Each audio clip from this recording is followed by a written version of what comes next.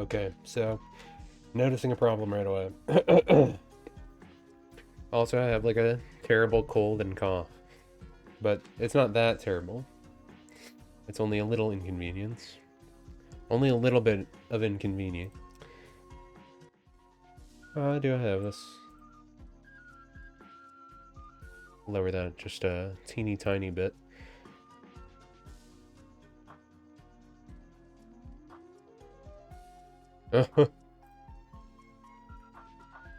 So, the idea of this is to learn how to draw things.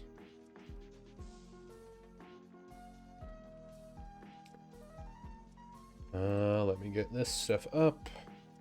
I'm gonna be pulling up a YouTube tutorial thing to start helping me learn the basics, but we'll get to that in a sec. Right now, I have to correct this terrible mistake I have here.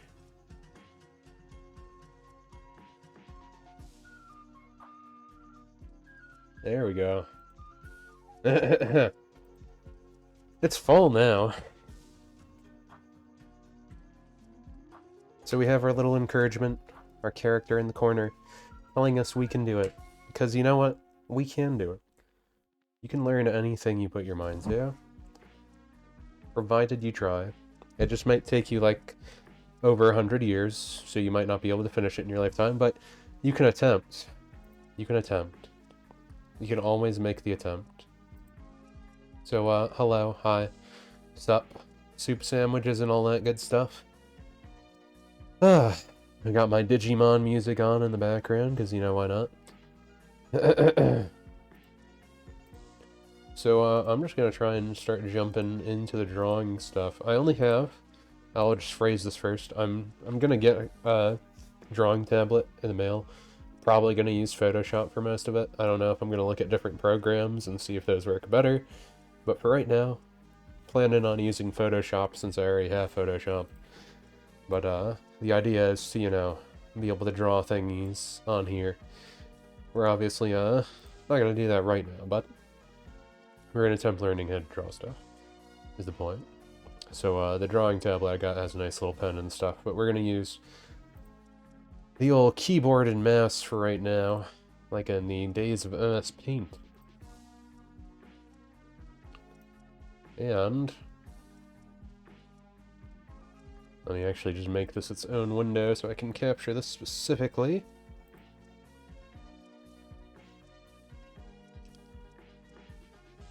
Let me see. I want to just pop this up. There we go. So I'm going to use this.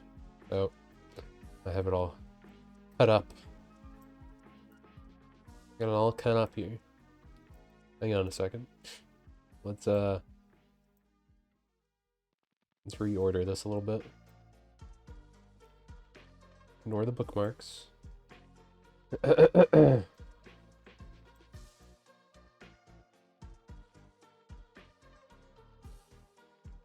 We can keep the title in the frame. That's fine. But yeah, we're gonna try and start learning the basics from the video. My friend sent me some stuff that he was like, this is the stuff you should probably start going over first before you do anything. I know they're probably going to be using a nice digital pen here. Or a real pen, I don't know what that is. I think it's real. Welcome to the Drawing Basics course. In this video, I'm going to go over the structure of the course. But we're going to try and learn this stuff. Visual language, so you can draw whatever you want to draw using reference or completely out of your imagination. See, that stuff sounds good. By the end of this course, you'll be able to design your own characters, draw them with clean, confident lines, in perspective, and shaded with the right elements that reveal clear, three-dimensional forms. See, I need to know that stuff. We're going to do this with a lot of projects, slowly increasing the complexity to make it as enjoyable as we can. The idea is that drawing is fun, and learning how to draw should be fun too. They use the projects with various mediums to keep things fun.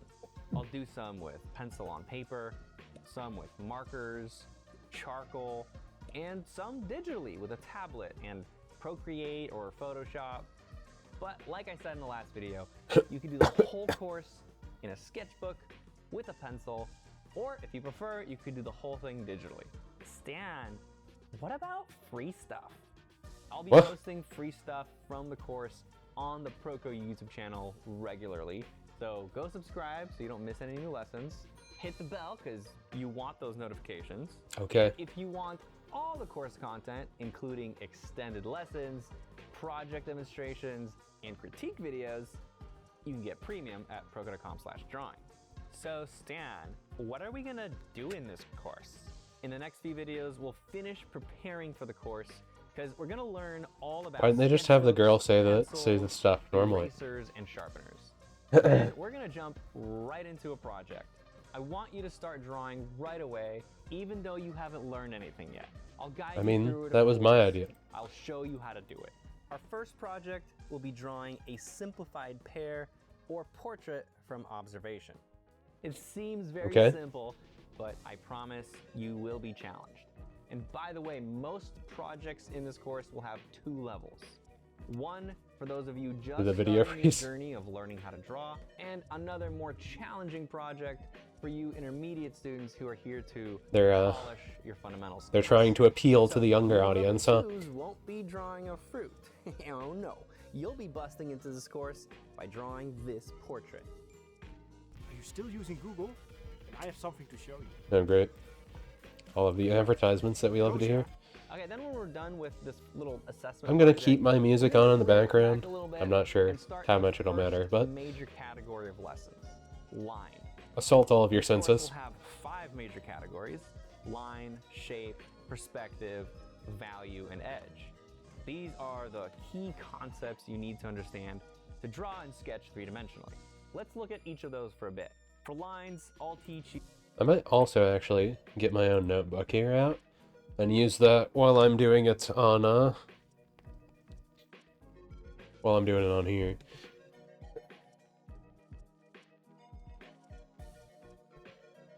Because I was thinking just for the hand movement, to know what I'm actually doing with my own hands, I think it might be a good idea to have something here that I'm actually drawing myself.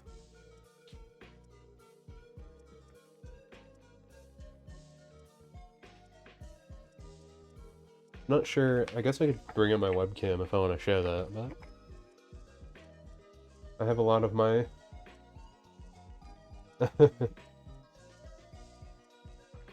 I have a lot of my old drawings in here.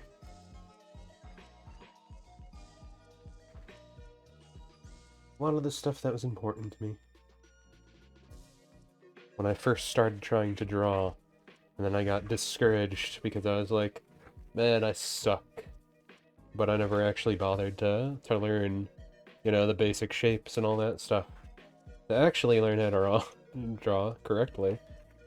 I did some basic art classes in high school, but a lot of what I did was either look at a reference or something like that. And I had like some of the idea of how to draw certain things, but I didn't know enough to make it look proper. Like, it was like, I made some things that looked okay, but then I would always mess up on, like, well, the head shape doesn't look right for one, the hair doesn't work with that head shape, your eyes might be okay for this or that, but the rest of the thing doesn't work. I think the best hair I did was probably on this one, for Random Girl I drew. But I can still see problems with that too. I think a lot of it was I used pen also when I was trying to draw it. But I do remember drawing a lot of these. Memory lane for me right now as I flip through my old sketch binder. It's not even a book, it's a binder. The sketch binder. Get out your binders, kids. This pencil? Yeah, that pencil works.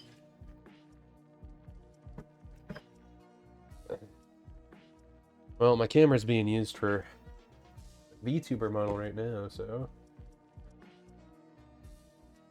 we'll see what happens. Maybe I should get my copper gloves out first before I hurt myself, but we'll see what happens. The emotional power of lines, all the ways we use lines, and we'll start practicing to draw with a tapered stroke, the best type of line.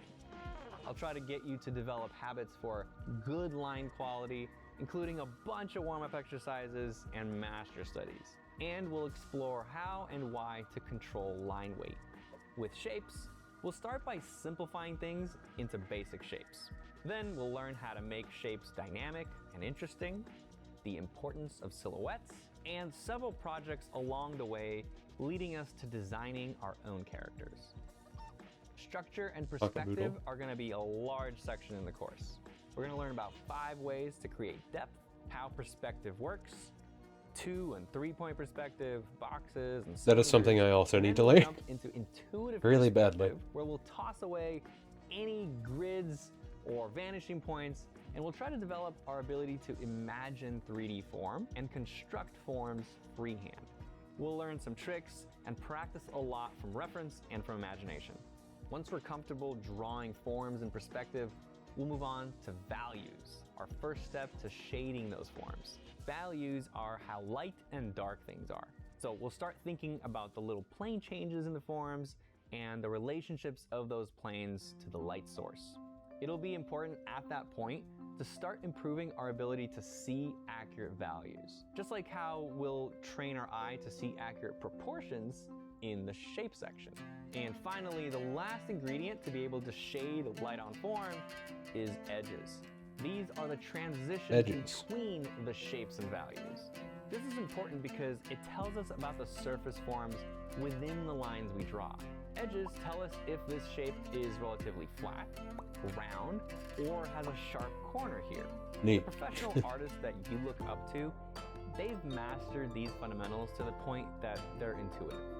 When you're done with this course, you can take these fundamental concepts and apply them to character design, portraits, environments, Chibi. realistic figure drawing, cartooning, and whatever else you want to pursue. These are the core underlying concepts that you'll use no matter what subject matter you're drawing. And these concepts are essential to learning how to paint, digitally or traditionally. I'm not going to tell you what to make. I just want to give you the knowledge you need and show you how to practice to get good enough to draw what you want. So, how does this work? Every topic we go over, we'll start with a main lesson. Main lessons are fast-paced and packed with information. You should take notes and consider re-watching these. Take Throughout notes. the course, I'll sprinkle in some warm-up exercises. Most of the lessons have 1 or 2 projects, all of which I will demonstrate. Change the Then volume a you little will bit do here. Your projects, submit them in the discussions on Proco.com, and I will make critique videos. The current preliminary outline of this course, which will evolve as I go through it, has 40 main lessons. If you do the course at the pace that I release the lessons and you do the assignments, you have a chance to be in the critique videos. But if you need to slow down and spend some more time on a lesson, feel free to go at your own pace. These lessons build on each other, so you want to feel comfortable with each one before you move on to the next. But when I say comfortable, I don't mean you need to master each concept before you move on. Just comfortable enough. If you linger on a lesson for too long, you risk never finishing the course. And I want you guys to follow through. Do what you need to do to stay motivated. Go to the discussions in the course, find a study partner, get a whole group going, do your assignments together, share notes, and most importantly, keep each other accountable and motivated.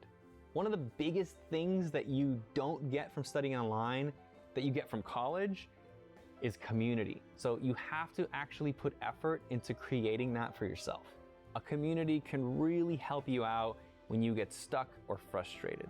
As we move through the course, I'm going to be giving you warm-up exercises to do before every drawing session. Warm-ups are a good way to practice hand-eye coordination and improve your ability to see accurately a little bit at a time. Terrible hand-eye coordination. Exercises will get you ready to draw. They'll loosen up your arm and focus your mind. You're like an athlete warming up before a game. And this probably goes without saying, but don't skip the projects. You'll probably improve a little by binge watching the videos, but you'll get much better, much faster if you take the time to practice and internalize each lesson. Do the projects. If all you have is 30 minutes to an hour every day after work or school, you have enough time to do this course. It might take you longer than someone else, but that's okay. If you have more time, awesome.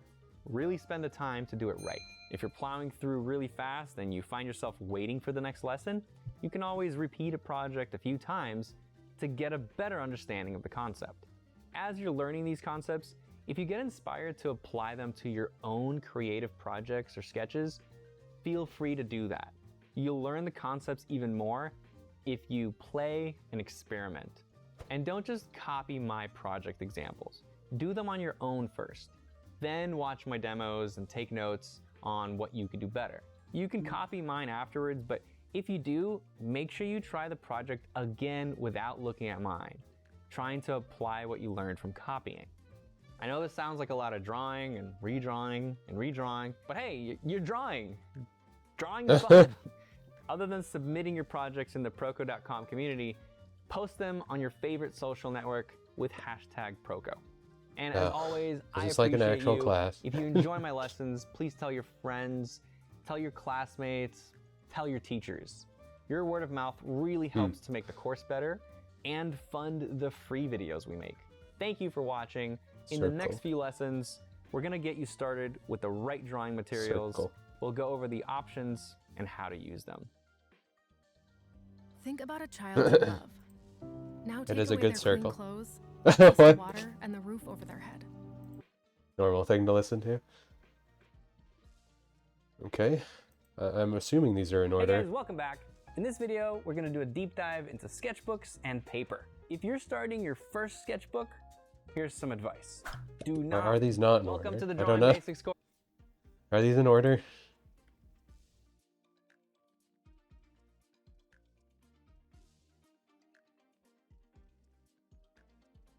Podcast. Blah blah blah. Featured playlist. Drawing fundamentals.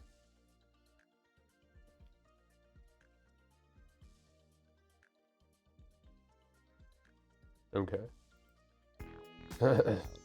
I guess this is the actual first video. Are you tired of messy, Maybe. wobbly lines? Tired of not having any control of your pencil? Are you only capable of using a series of short strokes? Well, don't throw in the towel just yet. Try drawing from the power of your shoulder. With just a few short years of practice, you can draw gestural, fluid lines like you've always wanted. By using this patent-pending new arm motion, we guarantee you'll be able to complete that curve with one beautiful stroke. Stay tuned to find out how you can change your life. Will it change my life?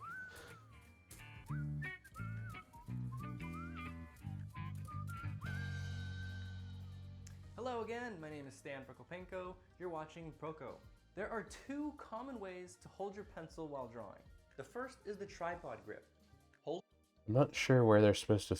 You're supposed to do these things.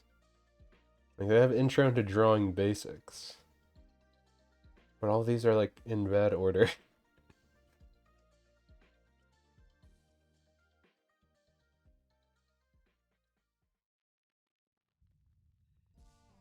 Welcome to the Drawing. Get full access to drawing basics. Do I actually like have to use their website? I don't know. Don't know.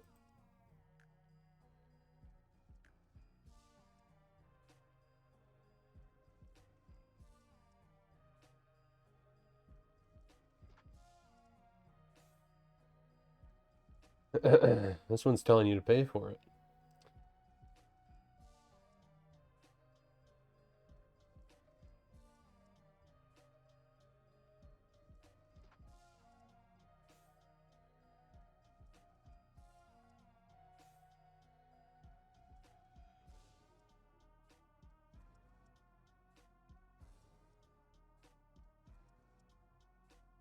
Oh.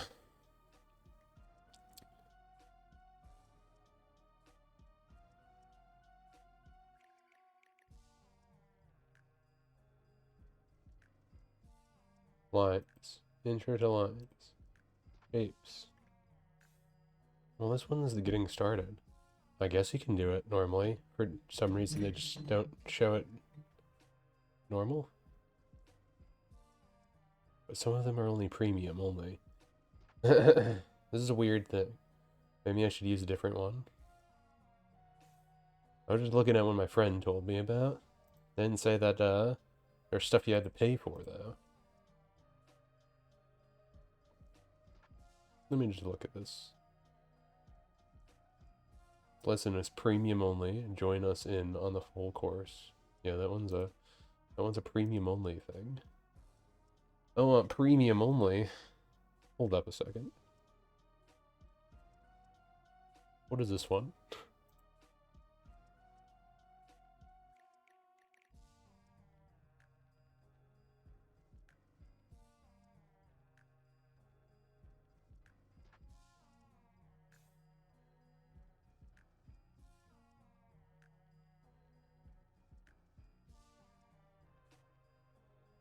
Instruction. How to draw webinar. And that one's like an hour long. How to draw an eagle.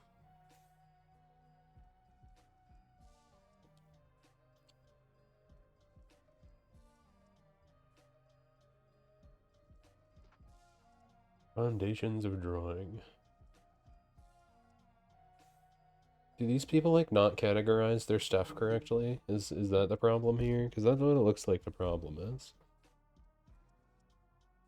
It looks like a lot of these things are like all in terrible order, doesn't it? Like it's got all that. This is how you draw. And then it gives you terrible stuff. But here you can have a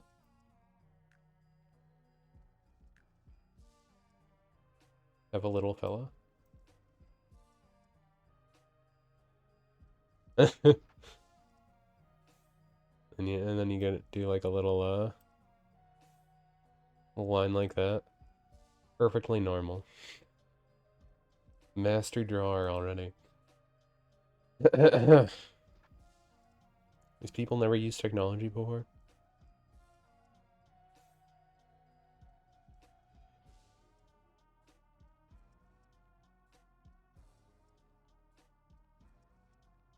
Here is a playlist.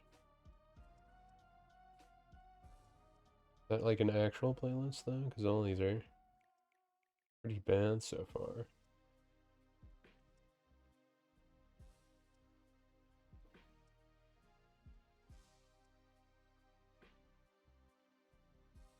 Shapes, fortune in taming the beast.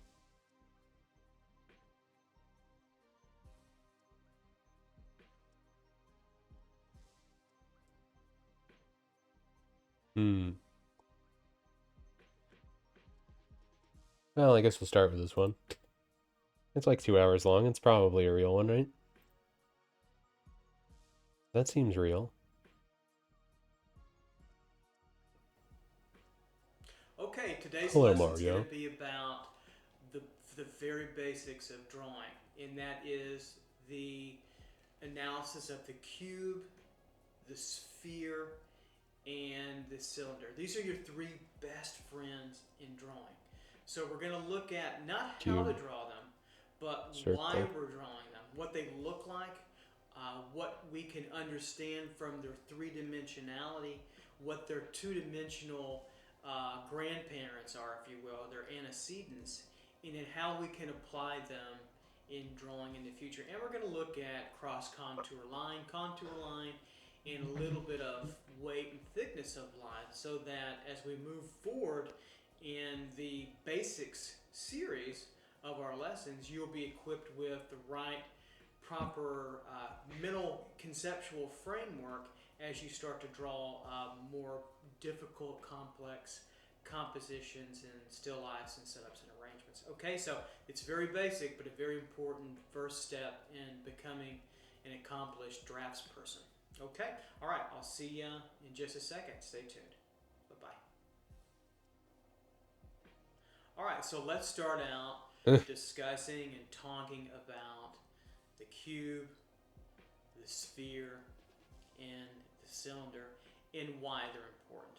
Why are they important? The reason why they're important is that they are the, if you will, the building blocks to every single thing that you want to draw representationally or realistically, if you want to use that terminology, in the natural world, but also from your imagination. And if you like using photographic reference, it's going to make those drawings better. So it's a combination of all those things that can be enriched and enhanced by understanding the nature between, the difference between 2D and 3D. So for all you youngsters out there, or all you folks that are young at heart out there as well, and in all various ages and stages in between, this is the very basics of the beginning to learn to draw better and to draw with more purpose and more polish, right, and professionalization. So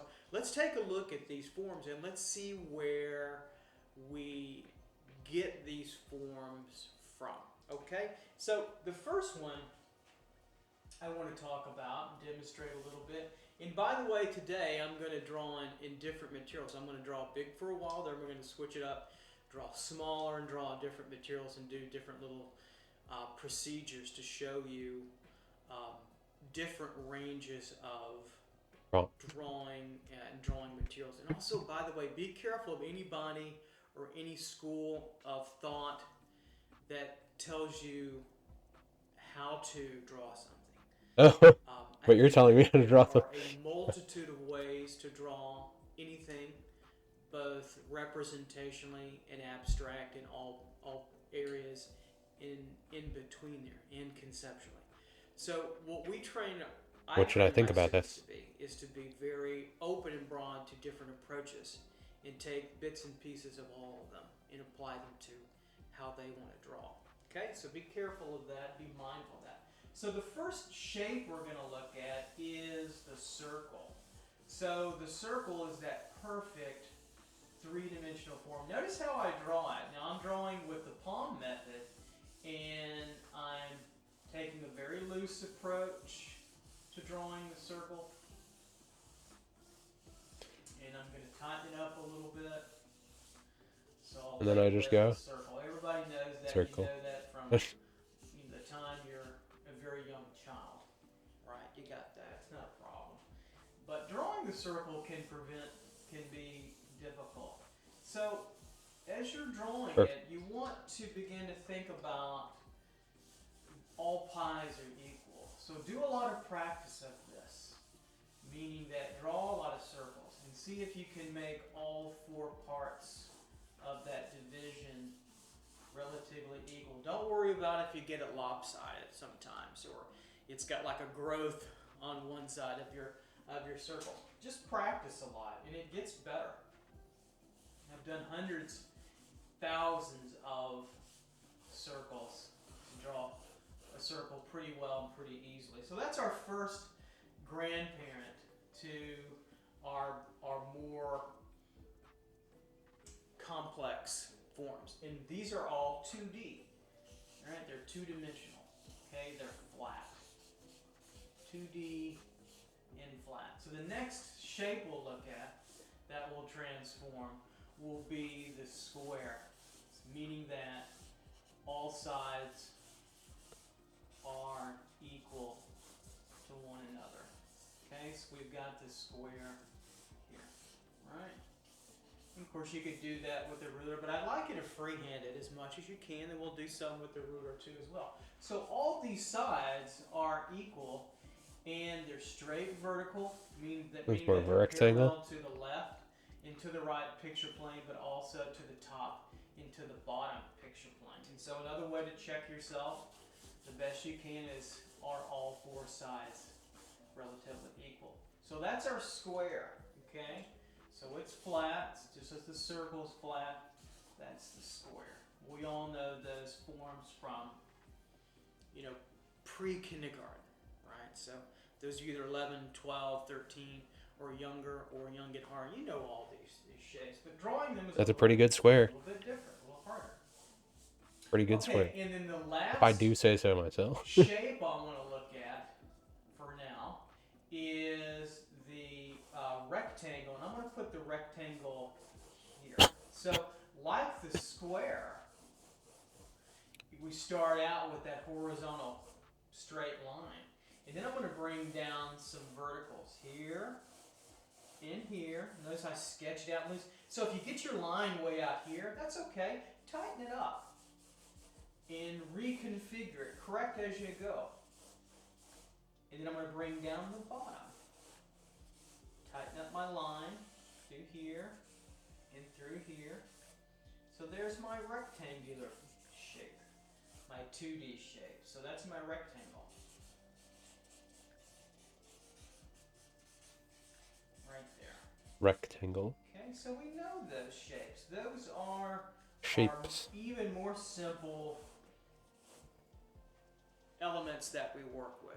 You know, shape is an element, a form is an element. So let's take these shapes, all right, and let's turn them into more complex forms. So let's take the circle and let's turn this now into a ball or a sphere. So with drawing the sphere, it's just like drawing the circle.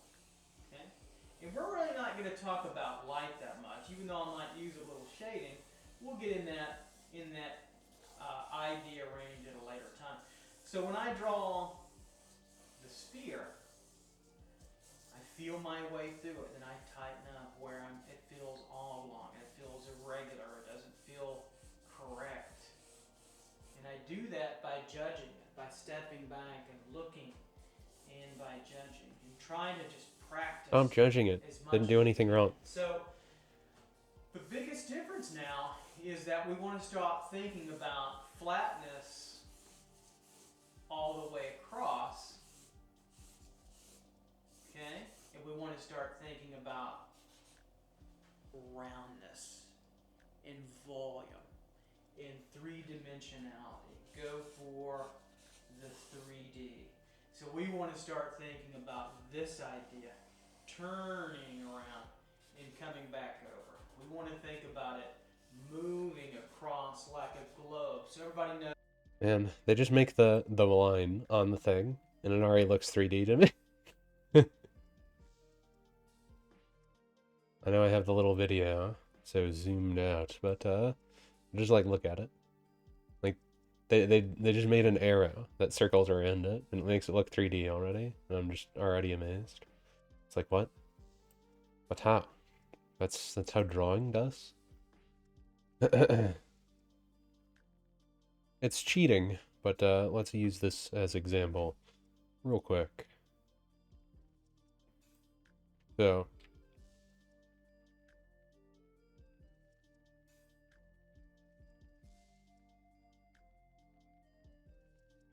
look at that.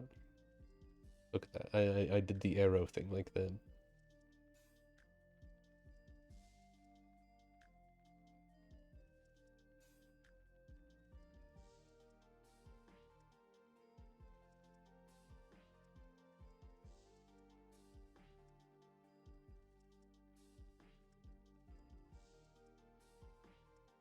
Probably curve more though. At least for digital, I can do this easy without having to waste a ton of paper, right? Knows what a globe is, the Earth or the Moon or Mars now, or Saturn, the rings of Saturn. We want to start thinking about this idea as we move across a form. This is a big jump in your thinking, and if you like comic books, or if you like anime, you like animation, these are the building blocks of that field. So be. I always like when they start bringing up that stuff. It's like, if you like animation, if you like anime. I don't know. It makes me laugh. See, that's what I don't want, but that's the problem with using just a mouse, right?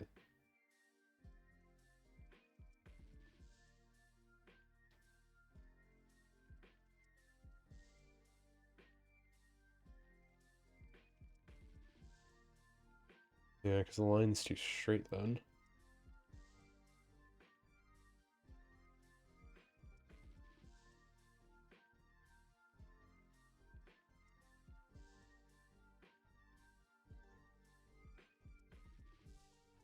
Be stuff like that though. You gotta make it be able to spin. Careful also out there of style. If you're a kid, if you're a youngster and you like anime and you like comic books, if you're copying a style, fine, but it's better to draw volumes and solids, and it's better to draw these elements before you get all mixed up into style. Style can be misleading. And so what I'm showing you now is this idea of cross contouring around a form. So look at the difference between flat here, flat across, a flat shape. No matter which way we go, I can go up and down with it. So that's a flat movement. It's a vector, right? It's just two-dimensional. It takes I know the vectors from horizontal programming. and the vertical. But here, with the sphere, we take on the 3D. We take on depth and dimension, dimensionality. So very, very important. So I'm going to throw this ball now and give it a little bit of a shadow here. Okay, put it on the ground. And maybe I'll throw a little form line on it so you can see it too as well. Right in through here.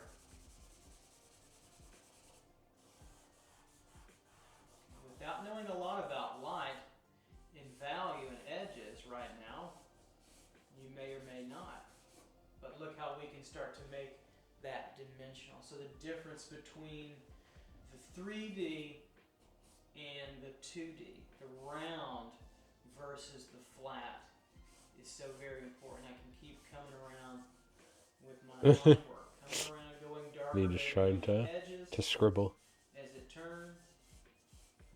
Clearly, Lighter that is pretty in good. the middle with where I have that line, and then it can turn around and go back. You know, honestly, over, when you and zoom out, it you doesn't look think as bad as I about thought the it would. backside, because But now we have a backside of our form, not just a flat chip. I don't have but now pressure we right have now since I'm a on just three-dimensional mouse. ball that we can start to understand and start to manipulate and work on. Okay? Alright, so let's go on to the square. So from the square, what do we get? Well, we get the basic cube form. Okay? We go from the square to the box. And so now, and we're not even talking about perspective. Some of you probably know about perspective, Just but you scribbling. know a lot about it. And so we're not necessarily talking about that yet. We're going from the box form here. Okay, all sides are equal, all sides are parallel. Square. And then we're going to say, let's see this box when it's around our eye level. Well, hold up. I'm gonna quickly do this in my notebook too, at least for the 3D one.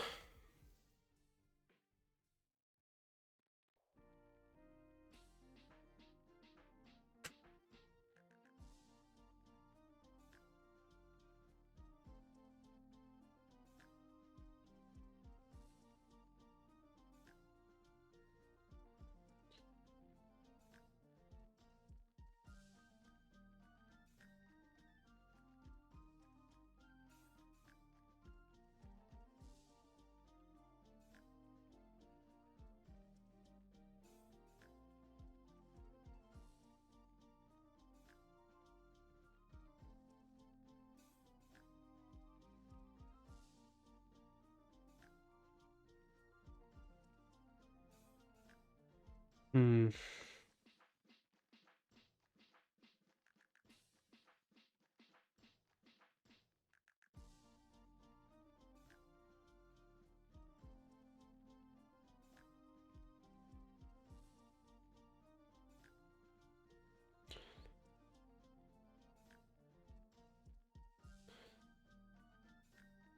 Probably could do that better.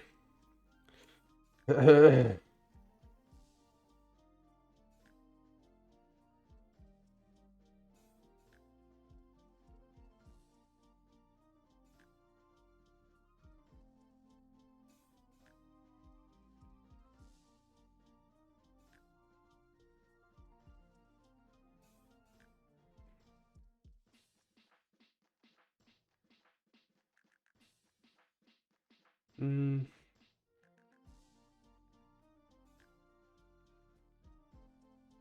Just trying to get an idea.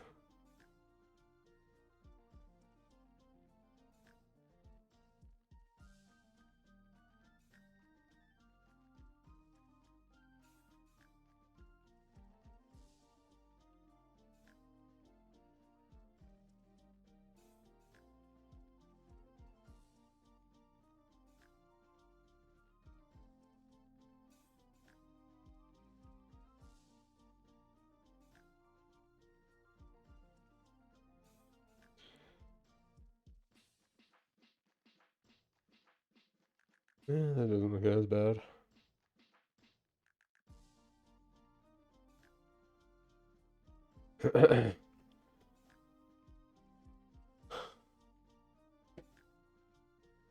Some basic concepts.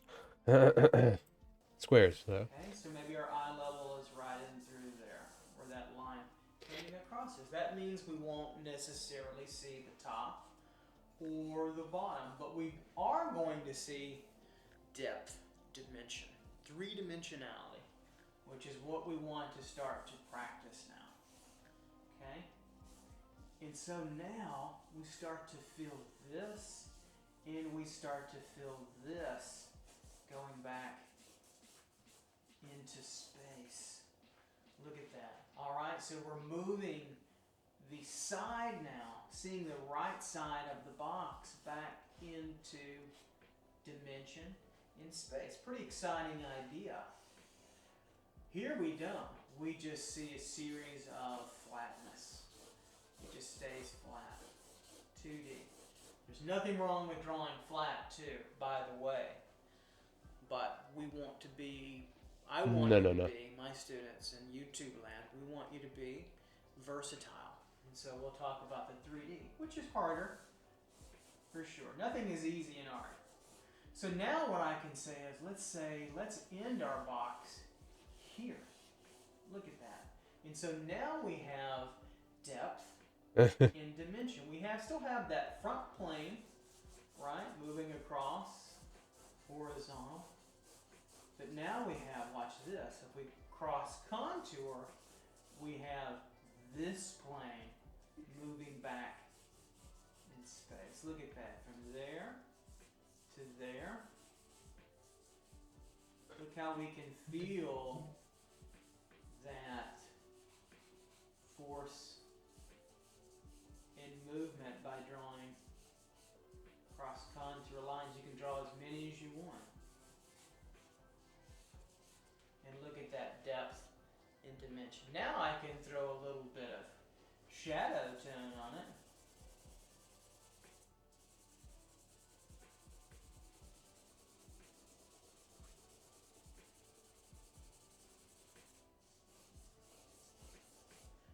And look how we have now even more feeling of roundness. Very important concept to getting to 3D. So we went from the 2D and now we just went to 3D. 3 dimensions. You can pick it up. You can make it feel like you can pick it right up off the piece of paper, which by the way is pretty flat. Okay? It does have a thickness. Here's a thickness behind the easel. I've got a drawing board up here. It's a little thickness, but for the most part with our piece of paper, our papers, we still think of them as flat. Even though they're technically not necessarily, they've got a little thickness on the side, but it's still a flat surface, by and large. And so now we have created for ourselves the illusion. That pressure makes it look bad on the digital side. In dimension. So for you parents out there that may be watching along with your youngster, your children, practice it all the time. Just practice a circle, square, a rectangle, a sphere, a box, and then we're going to talk about the cylinder. Do that over and over from now until your Dead. maturity, and you will be served really well in terms of your understanding of the model, the figure. If you want to draw dragons, if you want to draw Japanese anime, it doesn't matter what you're excited about. If you want to draw flowers, if you want to draw like Degas or Vermeer or Rembrandt or Rubens, this is all where everybody started. So now look at that. See, I could throw a little background tone on the other side, and look how I can make I can see it better when I draw on it a little bit. my box really start to pop out. So that's another term artists use, is we'll call that pop. P-O-P, pop, bang, wow. It's pop out, like you're emerging from the page, like a jack in a box, boom, and you become three-dimensional. Okay. Let's take now the rectangle and let's make it into something a little bit more powerful, and that is the cylinder. Let's take a look at the cylinder. That's another important form to draw. So we can start out with the cylinder, drawing it the same way we did with the rectangle. Okay, so we bring down our bottom, right angles here, there's a right angle there, 90-degree angle, okay? Later on that can change. So there's the basis of our cylinder right there, which was the rectangle. But now let's introduce another concept. Let's introduce the concept of the ellipse. I'll put it over here. The ellipse. Okay? Not a lip or lips, but the ellipse. This idea. I think some of it you need to have the sketchy lines to help this. Now we look at the circle from depth and dimension, different eye level, and now we have a curve to our forms. But Now we have just to restate, this is me just practicing before I get an actual drawing tablet. Here, we use the ellipse. So how do you do that? Well, you need to draw a lot, practice, but if we put the top on our rectangle or our can, okay, whatever your favorite.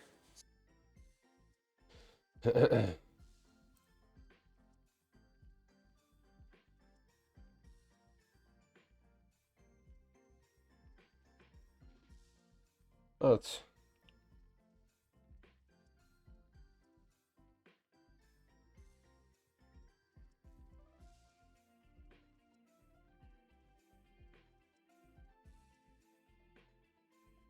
cylinder. It is now 3D.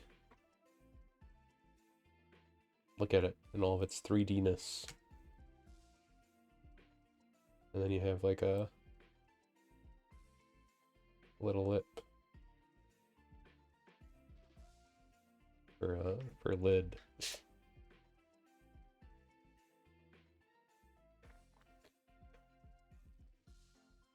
We got like a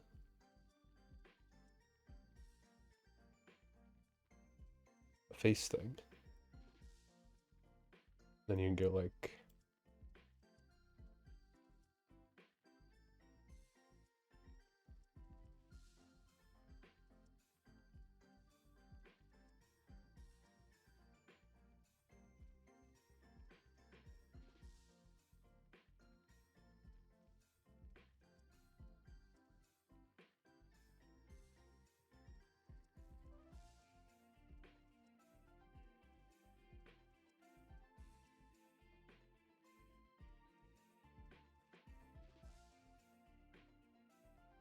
be more accurate to do like that.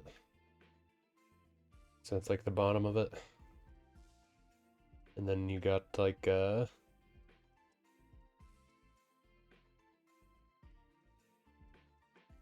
I don't know, some weird number thing on it. Number 24.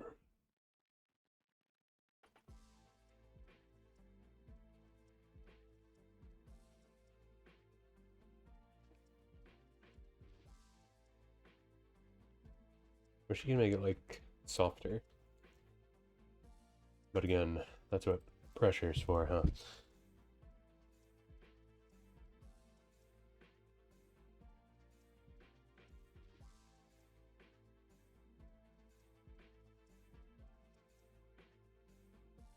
I mean, I guess I could use that stuff anyway, right? It's just it's hard to detect the pressure with one of these things.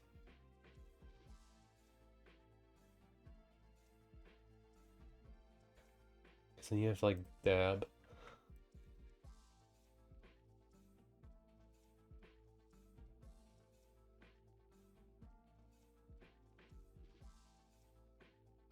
You go like dab, dab.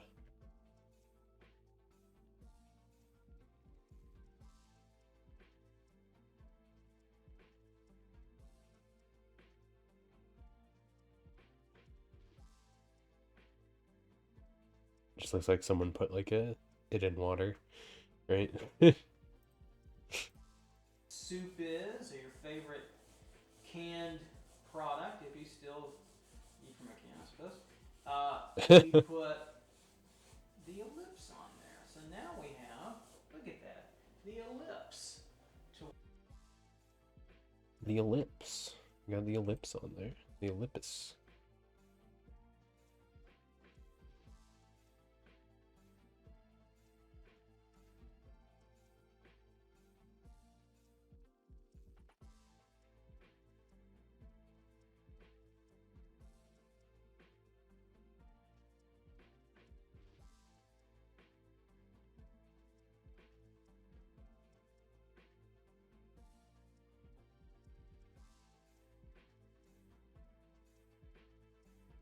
So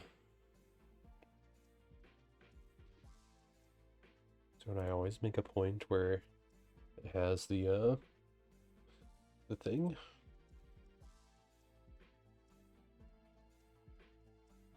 A bit too hard there.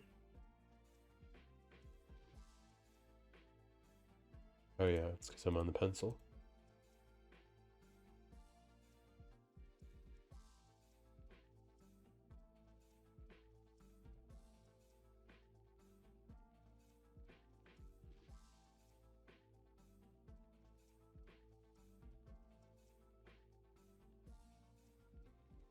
Yeah, that's too dark. You don't want it to be too dark.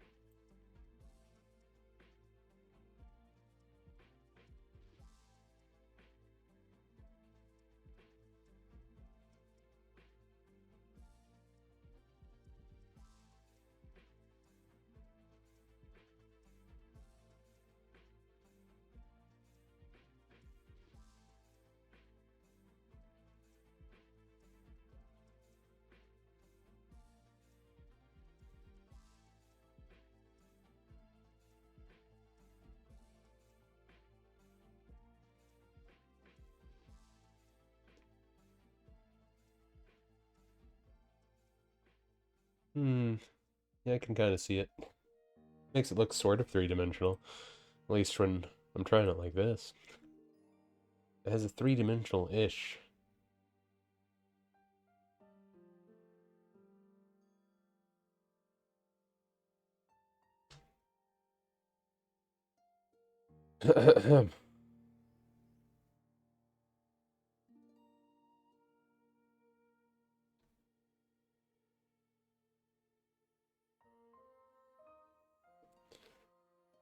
Hmm.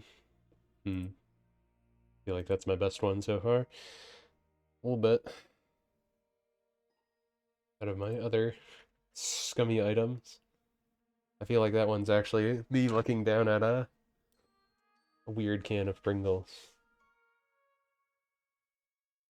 Though I'd probably want to make it look like it's back more.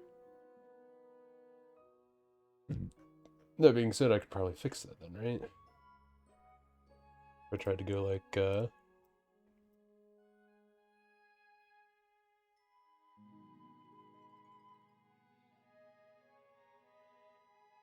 Oh, actually.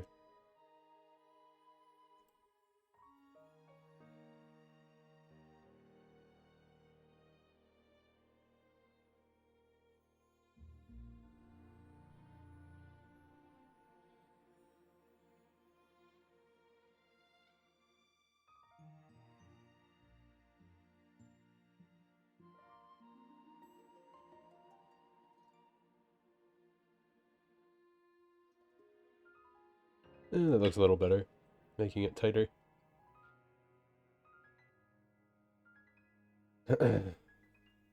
Not terrible.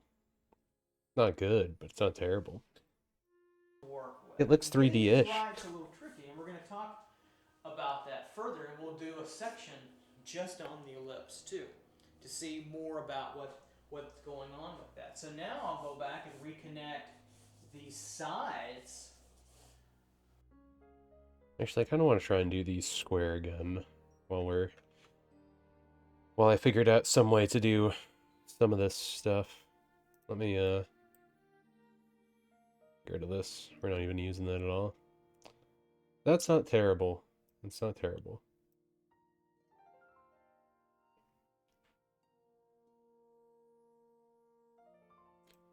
Get rid of some of the trash items.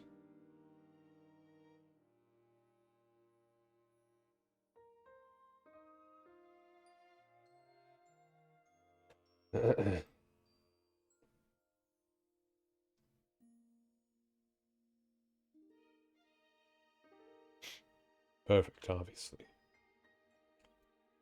I mean, yeah, it looks kind of 3D. I think the point was that, like, you were supposed to, like, not have that there. And then look at it as a 3D item. But with what we have now, let's actually try that a little bit differently. So, make a square.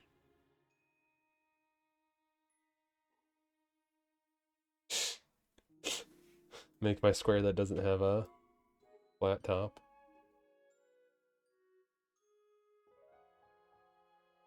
That's a bit better.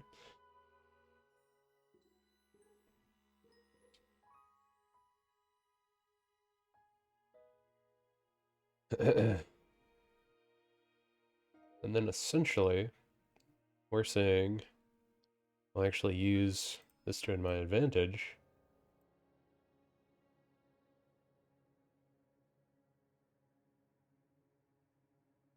We get a line.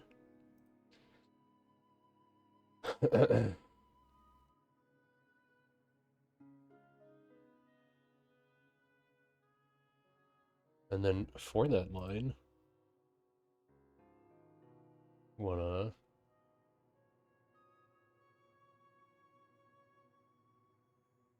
go over to it.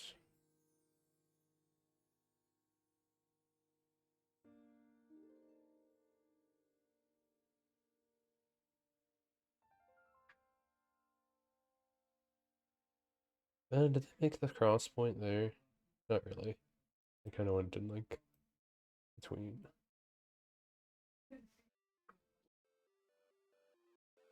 But then we don't really need that point.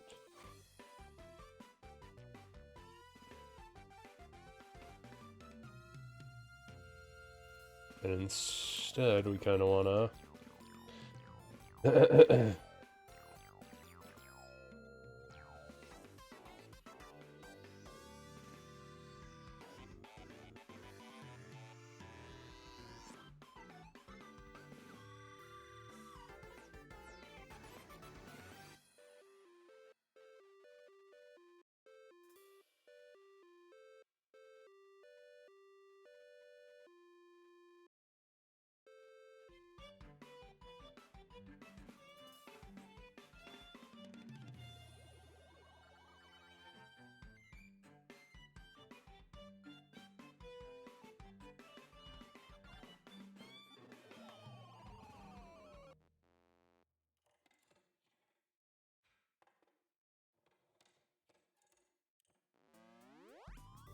kinda make do with what I have here, you know?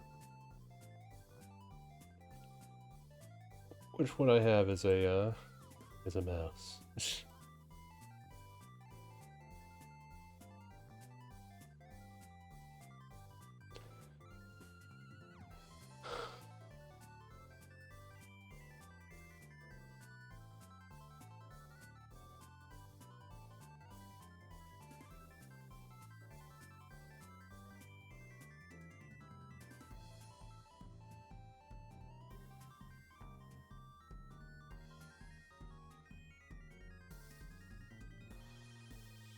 I mean, look at that. That already looks a bit more 3D than I had it before, I would say.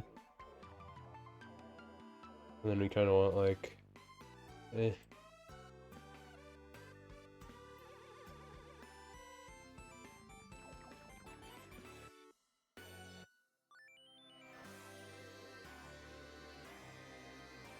Yeah, that was a little sloppy.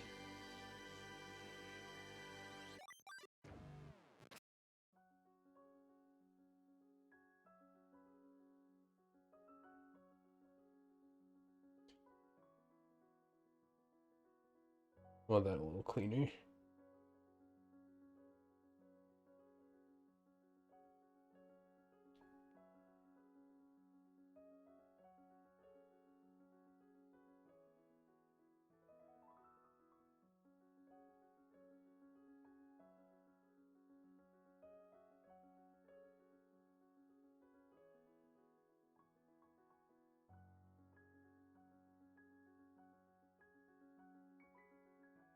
Draw.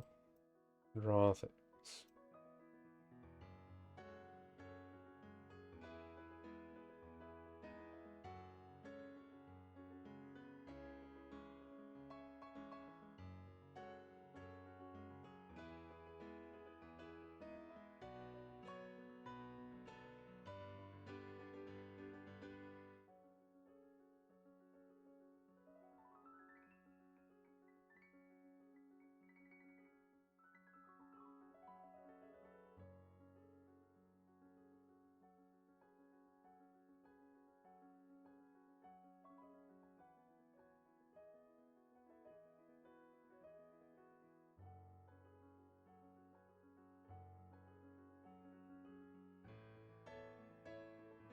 Hmm.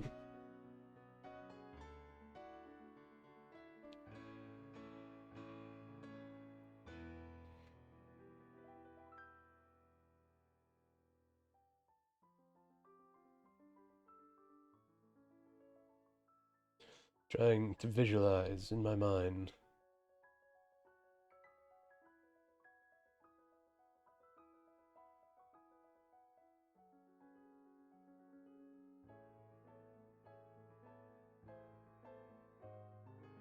Be like that, right? Kind of.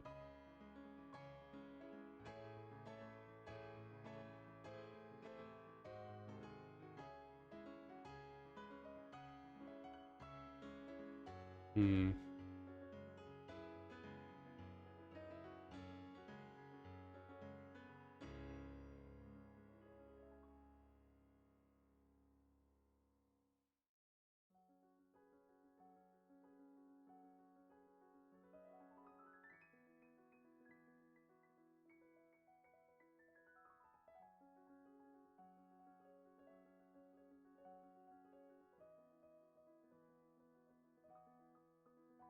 That makes it weird.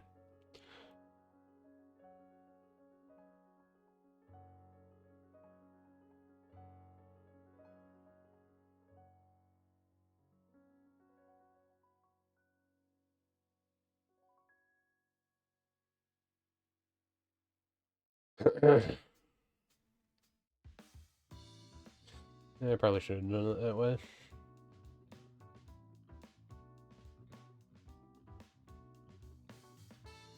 I don't really have like a cube I can actually look at. Do I have anything that's cubicular?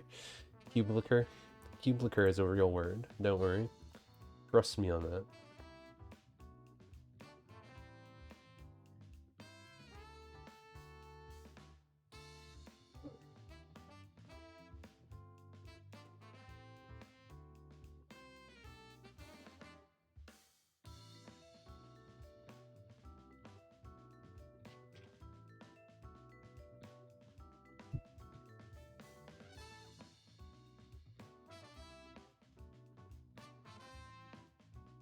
I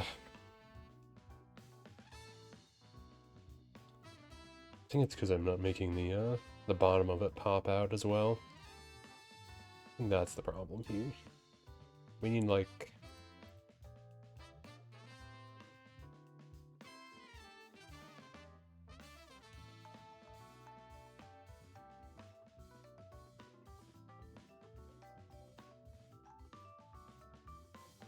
things to stand out that way.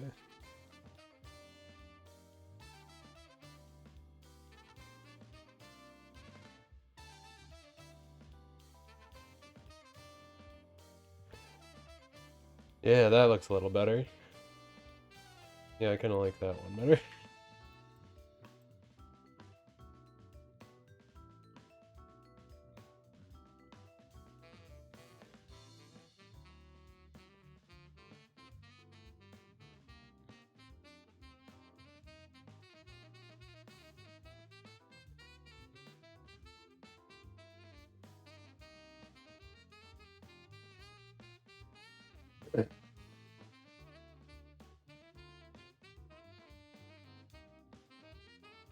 I think it's just the way I stroked it. But that makes it look like it's...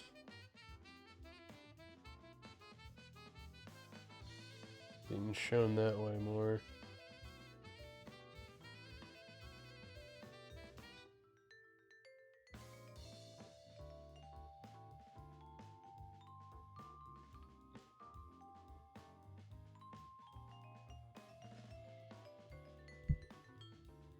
I guess I would have to picture if there's a light directly facing just that side, how would the shadows go? But a little hard to go in this context, but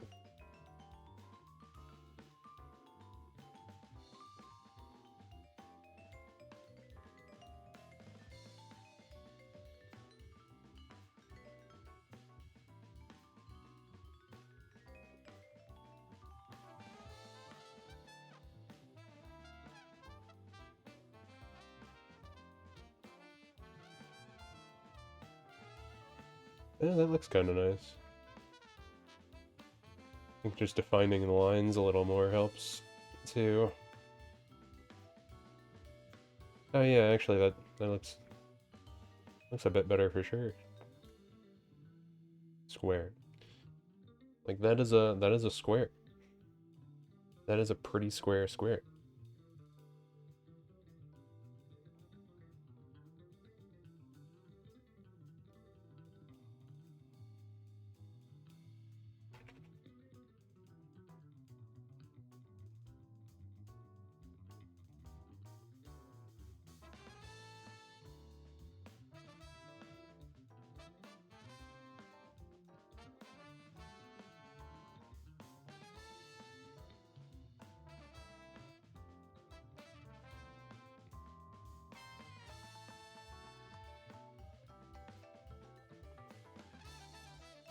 Oh.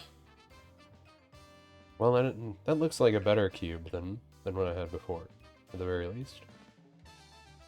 I feel like that is a pretty solid foundation. Get it? Get a solid foundation.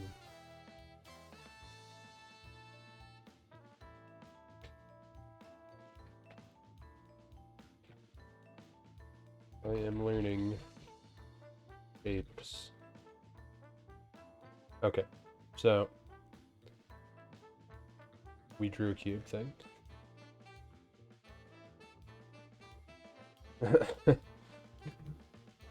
We drew a cube thing. So I'm kind of curious, since this is called an ellipse tool, if I was to do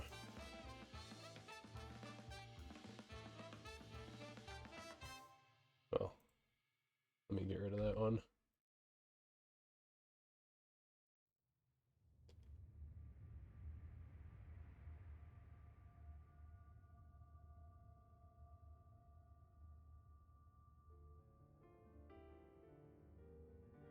Oops. Don't want you to be one.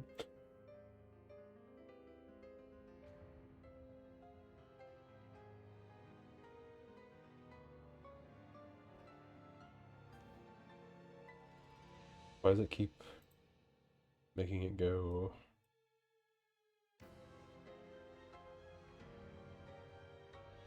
No, I think it's because I'm not hitting enter.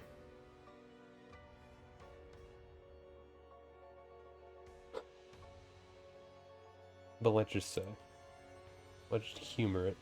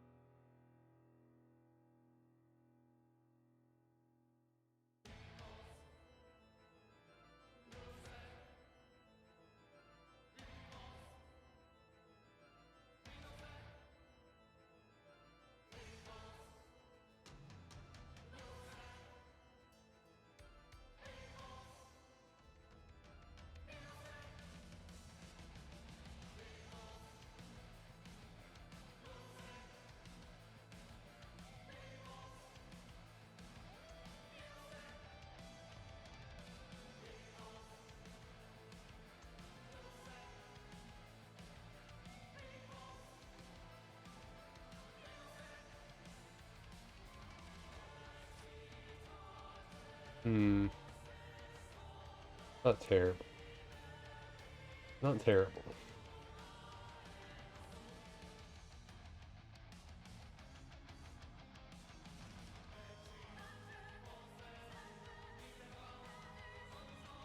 You probably don't want to do that.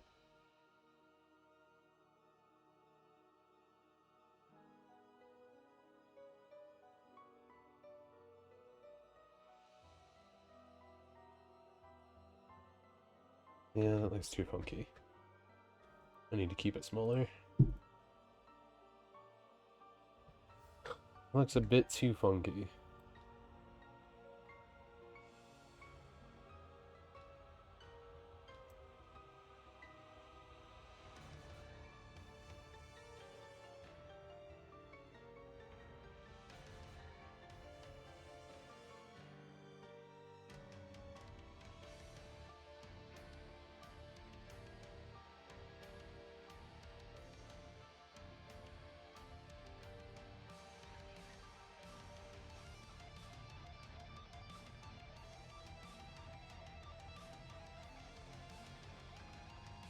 So there's like a can without the label on, you know?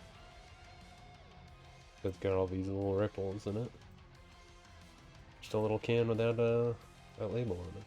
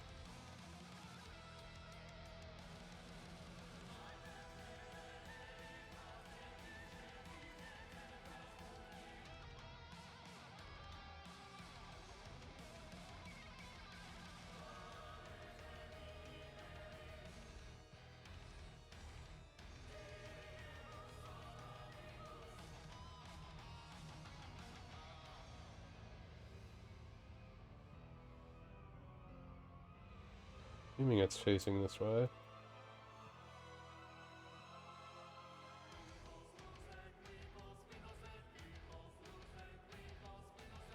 Uh,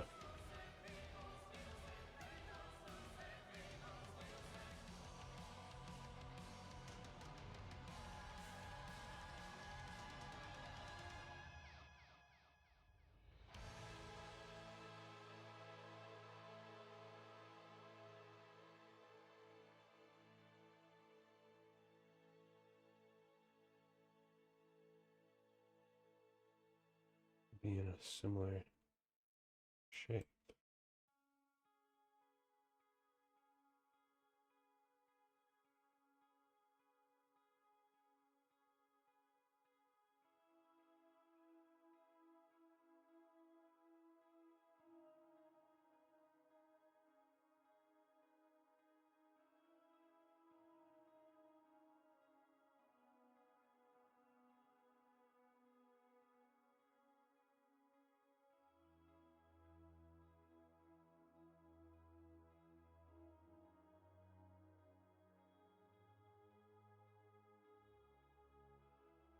It kind of works. But I'm looking at it from like the side, so the circle wouldn't really make sense, huh? If I was looking at it from the side. Well, I have an actual can.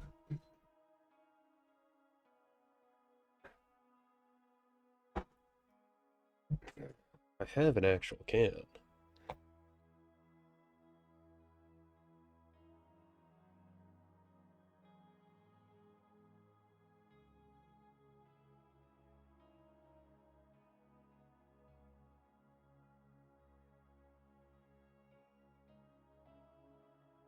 Let's see. What would I actually see?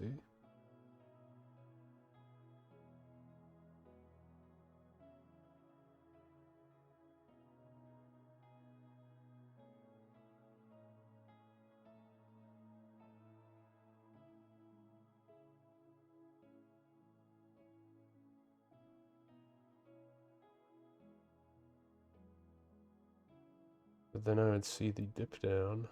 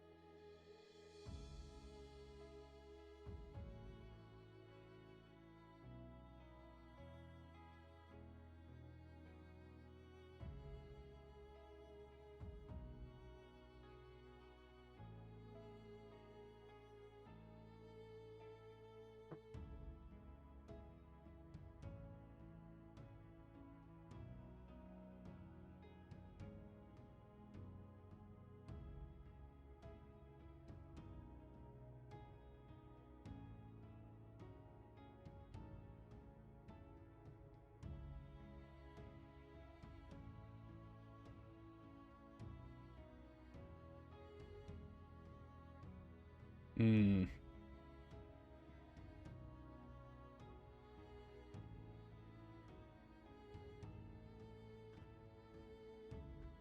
Probably mean it's too tall, but give it a general idea.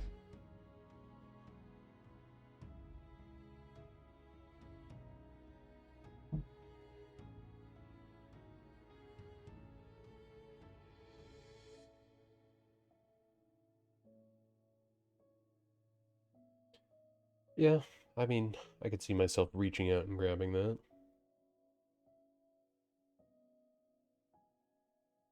We just want to be able to make it clear that it's curving more, would be the idea.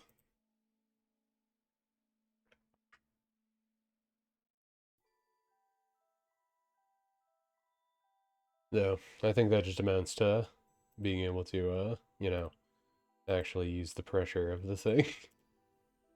So I just have to deal with that.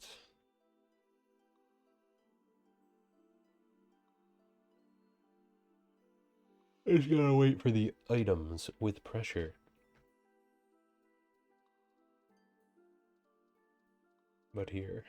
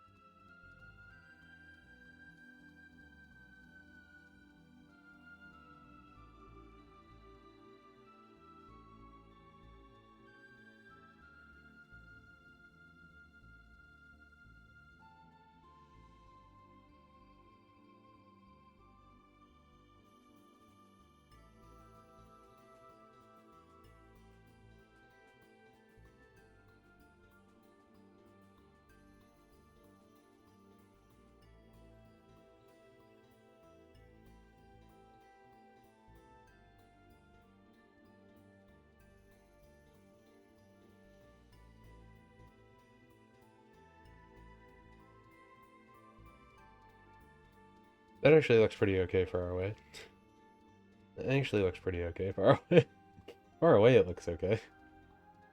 That means it's probably fine, right?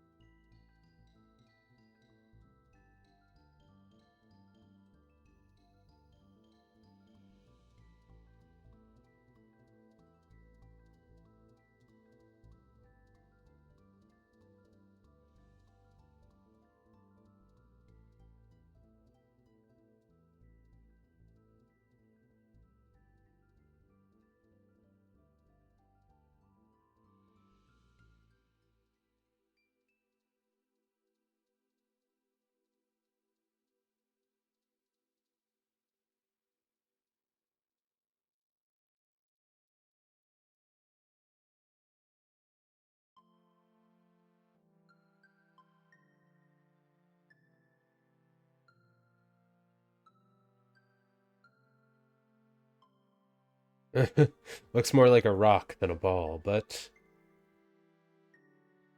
it does look like something.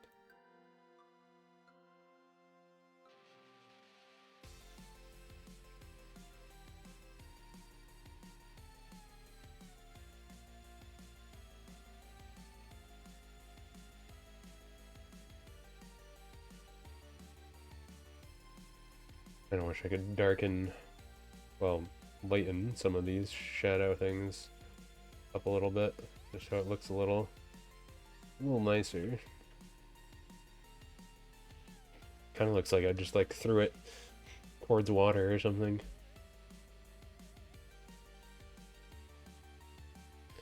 I'm not sure, but it's something. It is something. These ones are at least not terrible. Kind of. They're attempts. Digital shapes. But let's listen to person. Of Oh, our rectangle, same guy, same. and we'll bring down the bottom of the ellipse. So I like to leave this line that tells me about where I need to go here and here. We'll bring our curve. By the way, this curve on the bottom is always going to be a little bit more curved, just slightly more than the top. Why? Because we're looking down on this area more so than this area. Your eye is closer to that ellipse or that top than it is the bottom. Okay, so we have the bottom of the ellipse here. Curve that nice and curved in through here, and then we're going to bring the other side as if we can see through it like it's a glass of water. Bring the other side of the ellipse over and look at that. You've got the back side of the ellipse here, even though you don't see it here, because we're seeing the top of the can here. Is that true? I didn't try that.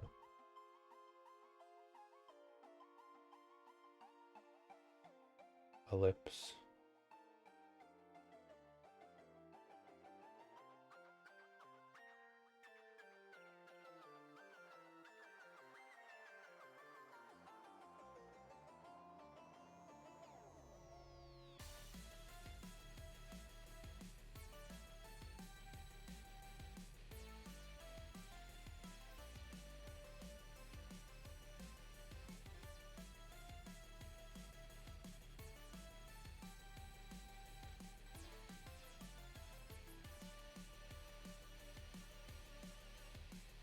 So I want to do this stuff, but make it smaller, right? I want to make like a really thin circle. Then do that.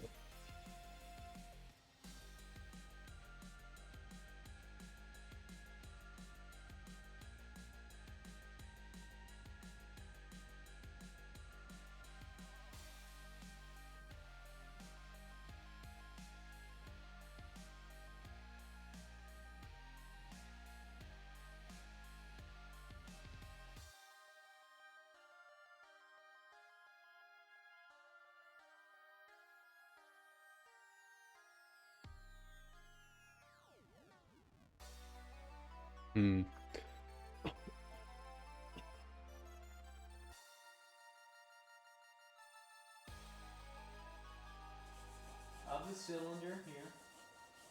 I'll put a little shading on it. You can do that with me.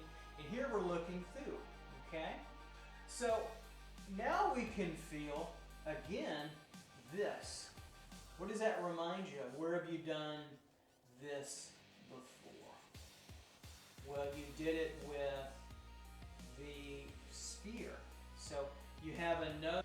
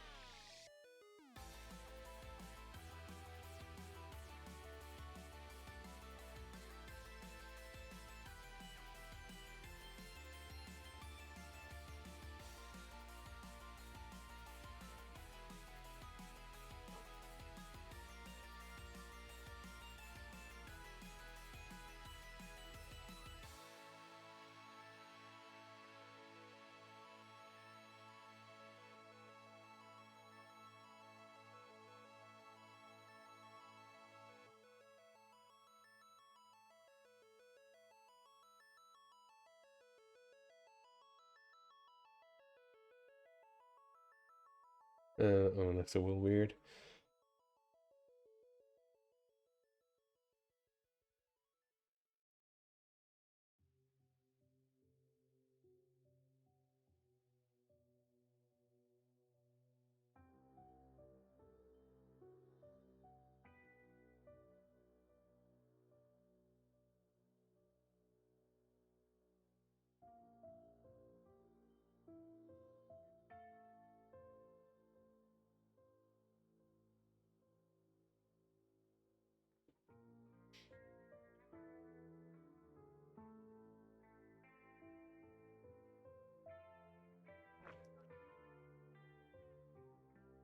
Thought I was editing this.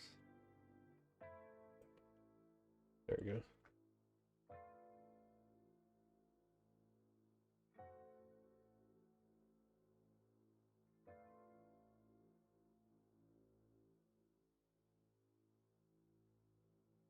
So yeah, I want to be able to make like an oval thing like that.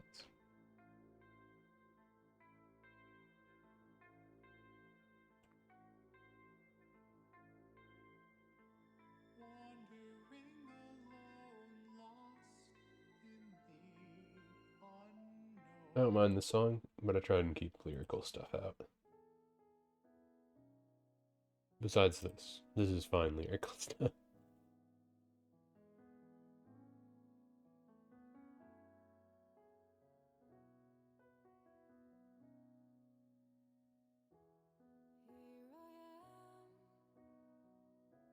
Staring at my own palms,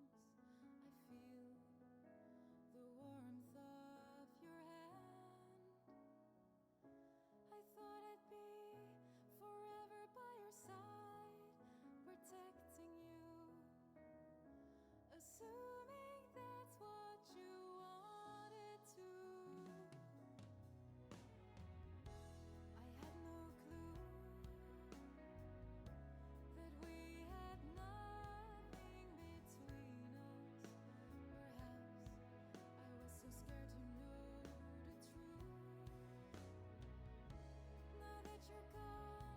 Hmm.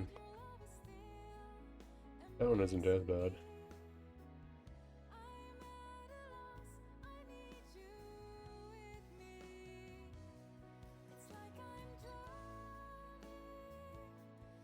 I'm gonna get rid of all my eclipses.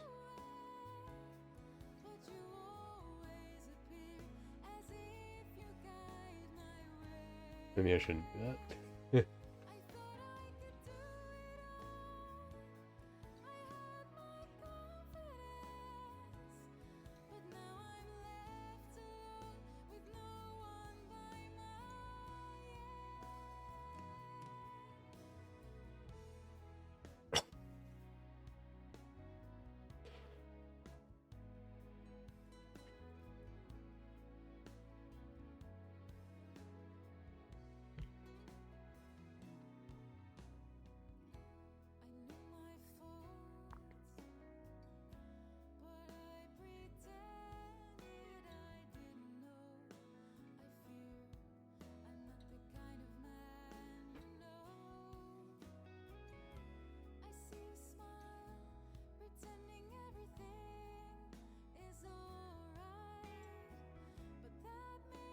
Uh-huh.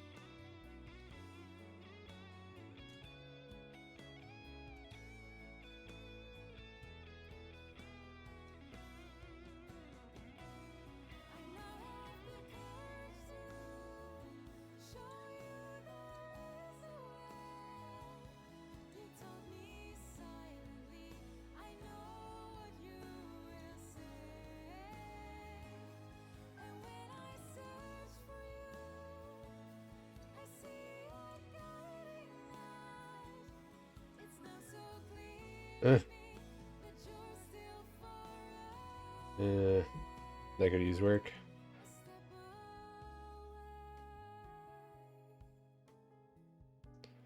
That could use some work. No, that looks a little better than what I was doing before. But assuming we could see through it. We want more like that.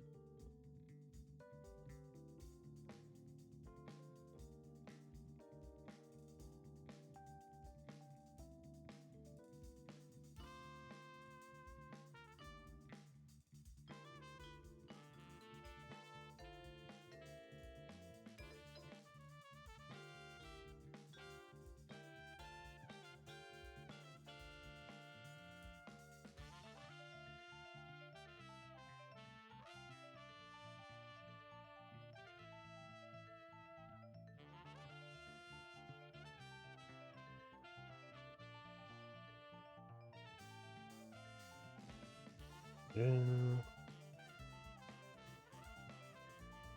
Hmm.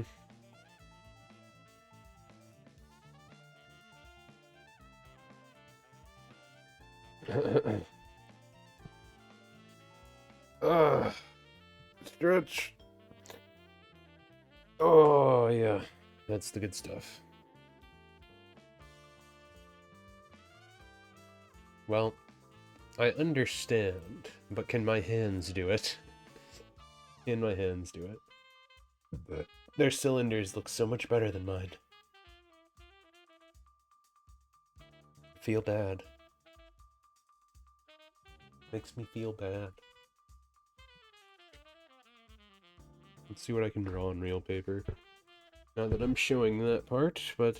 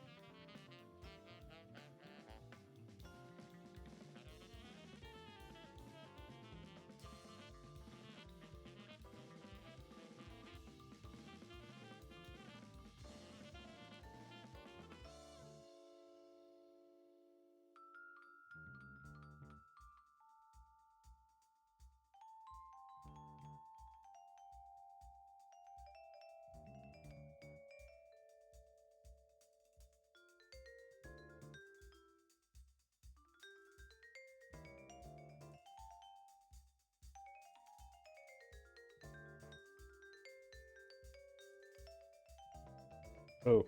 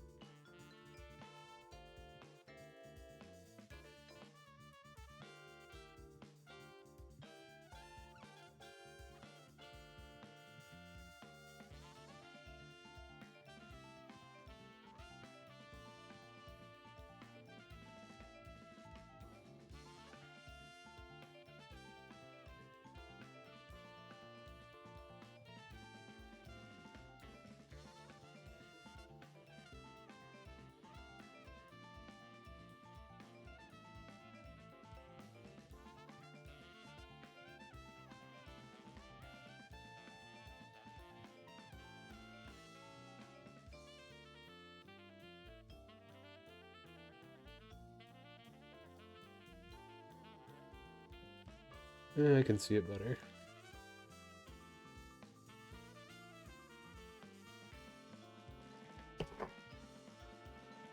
In my own drawing, I think it looks a little bit better, at least. Let me actually try and do the square, because I hadn't done that either in my little sketchbook.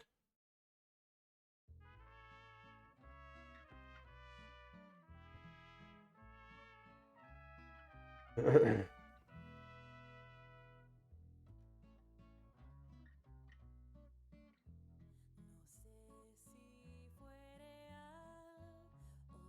fue real o si fue una ilusión. Sentada Okay. en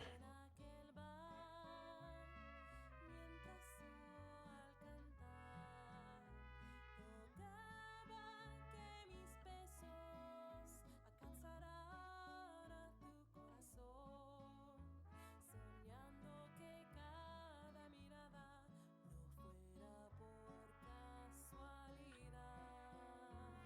De nuevo estoy aquí con mi vieja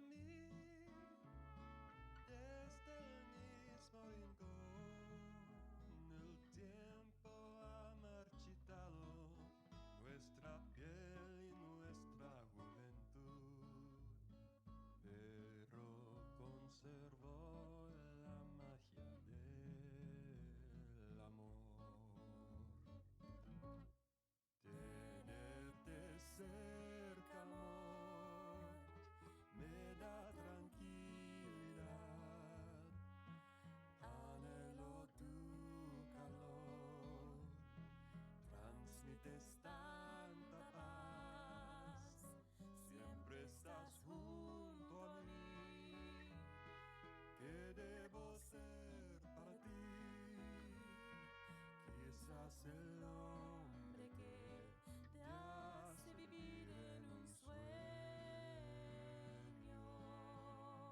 Te abrazo para oír y sentir tu corazón, latidos sin los que no podría vivir.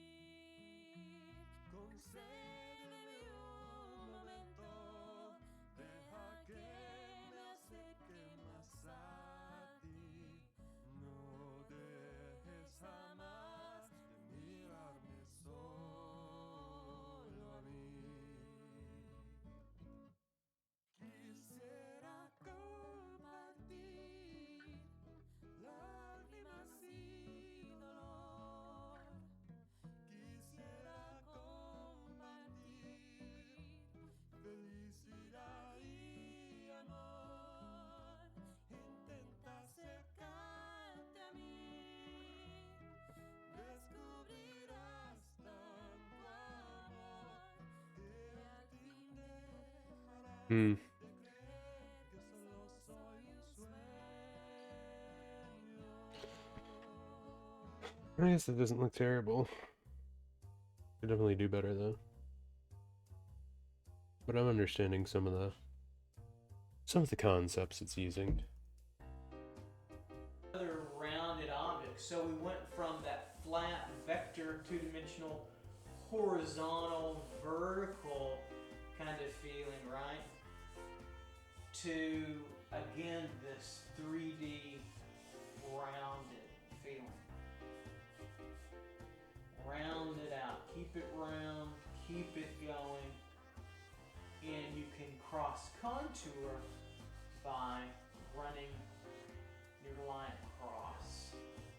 Look at that cross contour. So we feel, and it's the idea in art is to start to feel it. Know it intellectually, but also there's this idea of emotion, feeling, and also feeling form. Feeling the 3D. The 3D component, and look at that. Look how that turns, and it gives you that nice idea. Now I could put a little shading over here if I wanted to. It could go in either direction. Shade it. I could throw a little cast shadow here.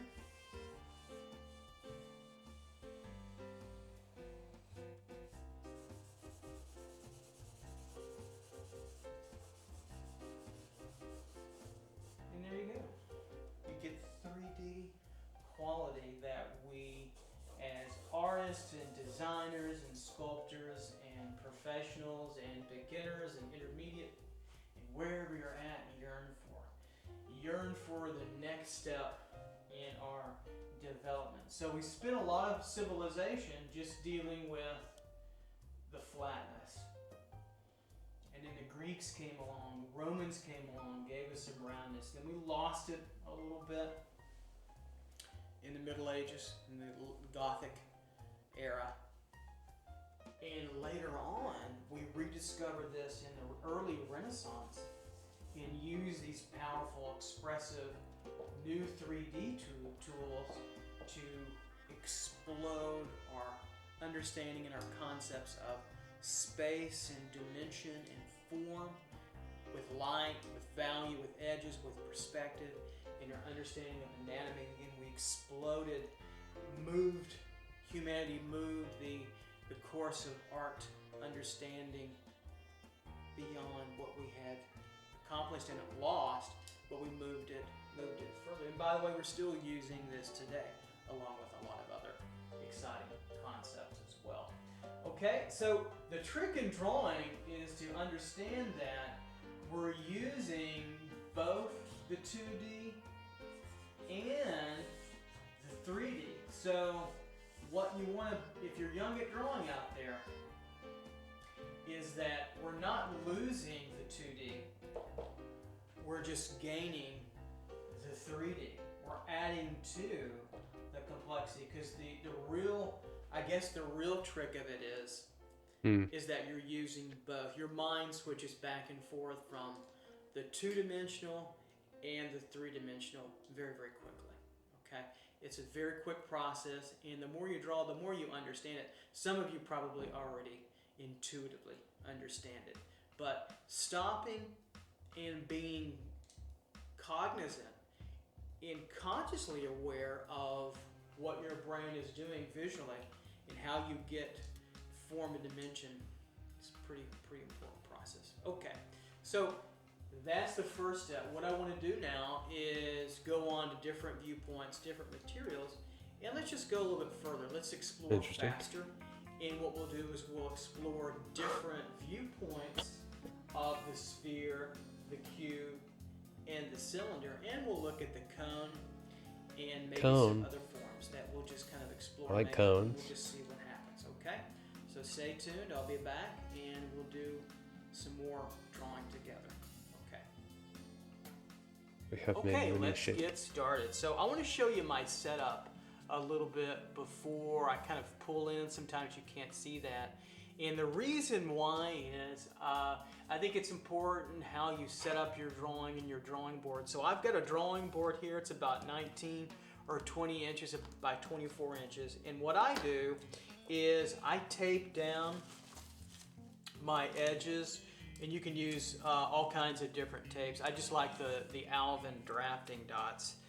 Here you'll probably see them quite a bit, and I tape them to just the corners of my paper. So there's really no need to tape your entire edge or your entire border. I think you're just going to waste tape unless you're masking off something for some kind of effect, which you can do later on, maybe with a more specialty paper. But for now, just, if you will, not mask off, but just tape down the corners. And also, I've got about 4 or 5 or 6 sheets of paper underneath, so I never draw right on top of the wood of my drawing board. You might ask me, well, okay, Mark, why? Well, the reason is the wood naturally it's as hard as my head, and meaning that it is naturally very, very hard, and so it's hard to get soft gradated value edges and switches. So I'm going to bring this drawing board up closer to you. You can see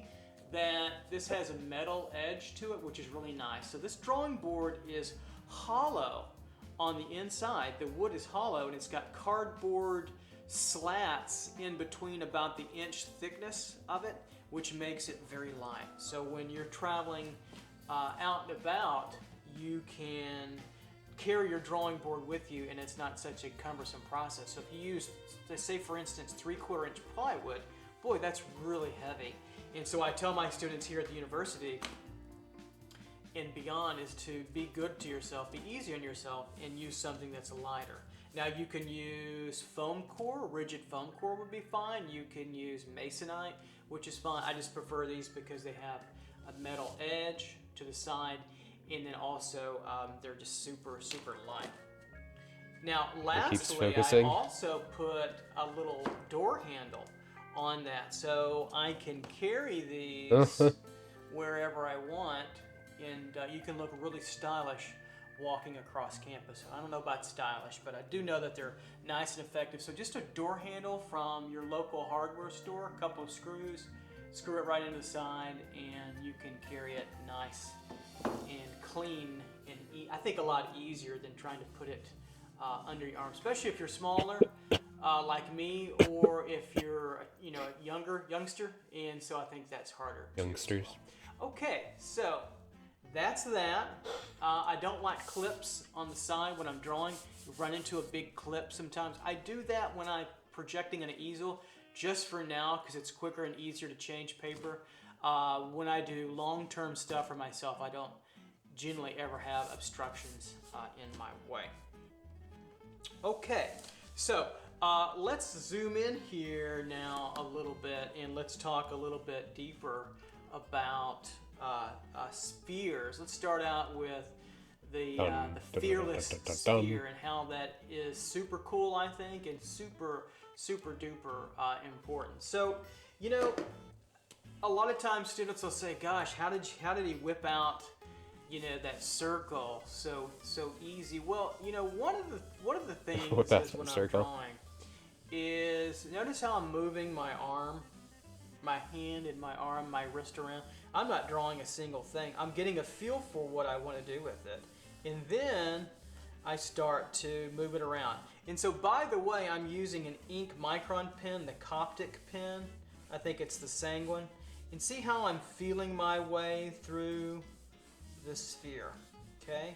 And I make my mistakes, and I keep on drawing through it. And so, don't even worry about it. I use multiple lines, light lines. I keep a light touch, and there I've got a pretty good circle already to get to the idea of my sphere. And I could do some smaller, could do some over here.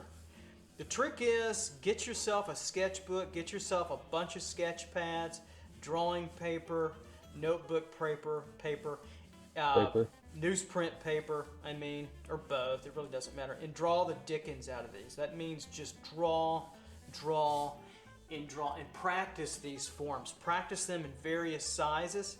Notice that we don't really have a direction for any of them. So no matter if they're coming towards us or coming away from us, the circle kind of looks the same, but also the sphere. So let's change these circles now into spherical form. So I can make almost an elliptical half of this, as if it was filled with water. So I can begin to, by throwing an ellipse here in the middle, show my viewer that, hey, this has got a depth and dimension. Here's the back part of the wall, the sphere back here where it touches. Here's the front wall where it touches the ellipse here. Okay, I could do it more at the top, up here, where you can see it. So we're starting to train our brain to think about the circle now as a spherical component. See that?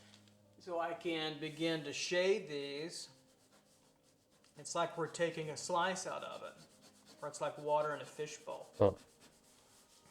And I can put together some hatching contour lines, and we can start to say, this is a round form. We want you to believe that this is round. So we've got the cross contouring here, up and around, and then down and through and around. And as they get closer to the edges, okay? And so I've got a projection up that's much, much more greater technical. That's been cleaned up, computer drawn, pad driven. So it's like the model of perfection. It's almost like it's too perfect. It's not sketchy. I like things at times, not always. There's exceptions to that rule. But I like things that are sketchy too. It's that human touch that gives them that lively quality of roundness, but it gives you that energy as you draw. So you can see I'm drawing the circle here. You can draw another circle. Let me put this top back on cleanly. There we go. Another circle smaller here if you want. Okay, and let's change them all into spheres. So a lot of times if I'm setting the sphere down on a surface, maybe like a table, maybe there's a table angle over here, I'll darken in the line where it touches. Anywhere where you have a form touching a surface, here, like these are all touching maybe their own little tables that they're sitting on. Maybe they're all sitting on a table like this. So maybe it's coming at a diagonal and an angle, and I'll put the angle of the table this way, like so. This has a different table. Wherever they sit down on the surface, and it touches a very, very fine little point of it, that's where we would get a darker, thicker line, okay? And so they're sitting right in that area. And I can throw a little light and shadow. Let's say my light source is coming from this direction, up here, onto the sphere. I can throw a little light here if I want. A little form shadow, a little cast shadow from the sphere. It's kind of an ellipse. Starts where the cast shadow starts where the touch of the sphere hits the table and moves outward. Depending on the light source, it can change its shape. So we'll give a little light cast shadow there. And we'll give a little form shadow here to the right side of our sphere. And I can use some contouring directional lines to make that feel a little rounder.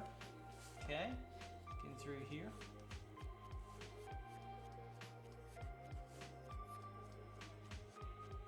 It's like a capsule now. And already we've got the 3D, a little highlight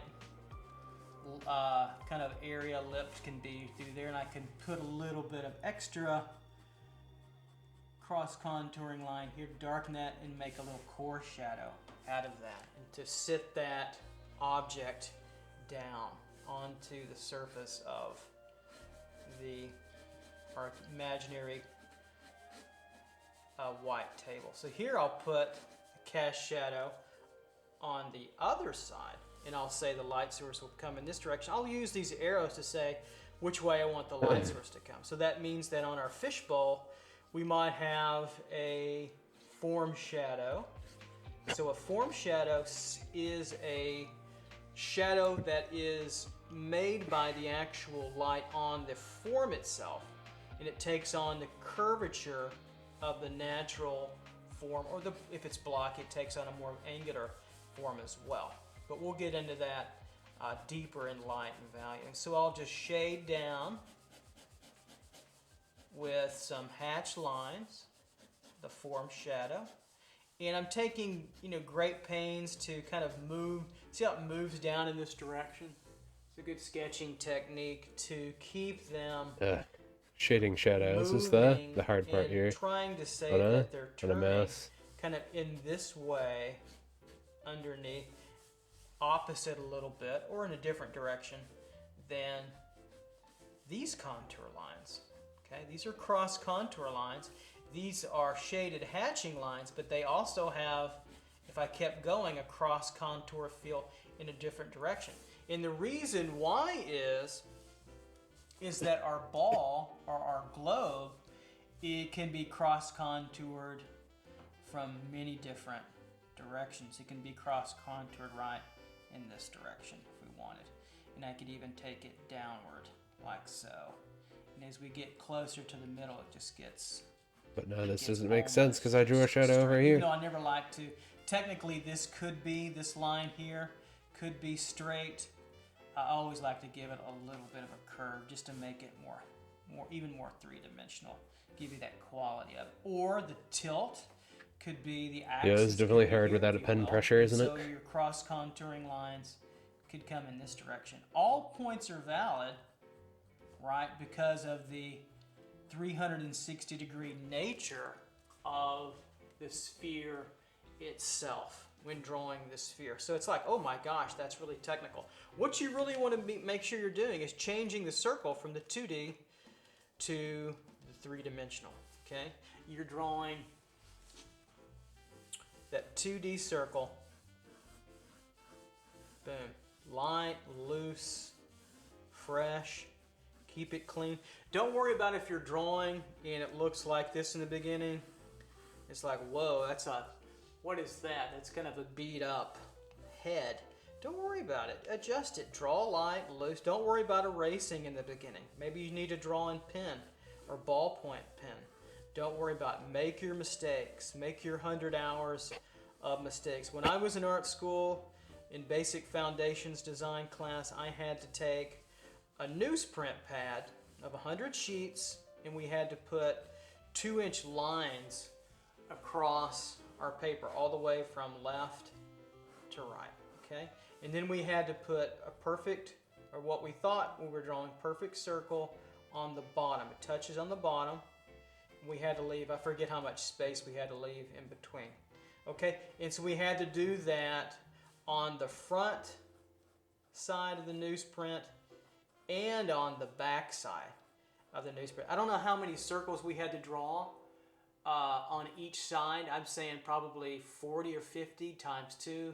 Let's say 100 times 100 sheets, where we had to draw 1,000 or so circles as well as we could. And so the point of that little discussion was, the more you do, the better you get at drawing the circle and consequently the sphere.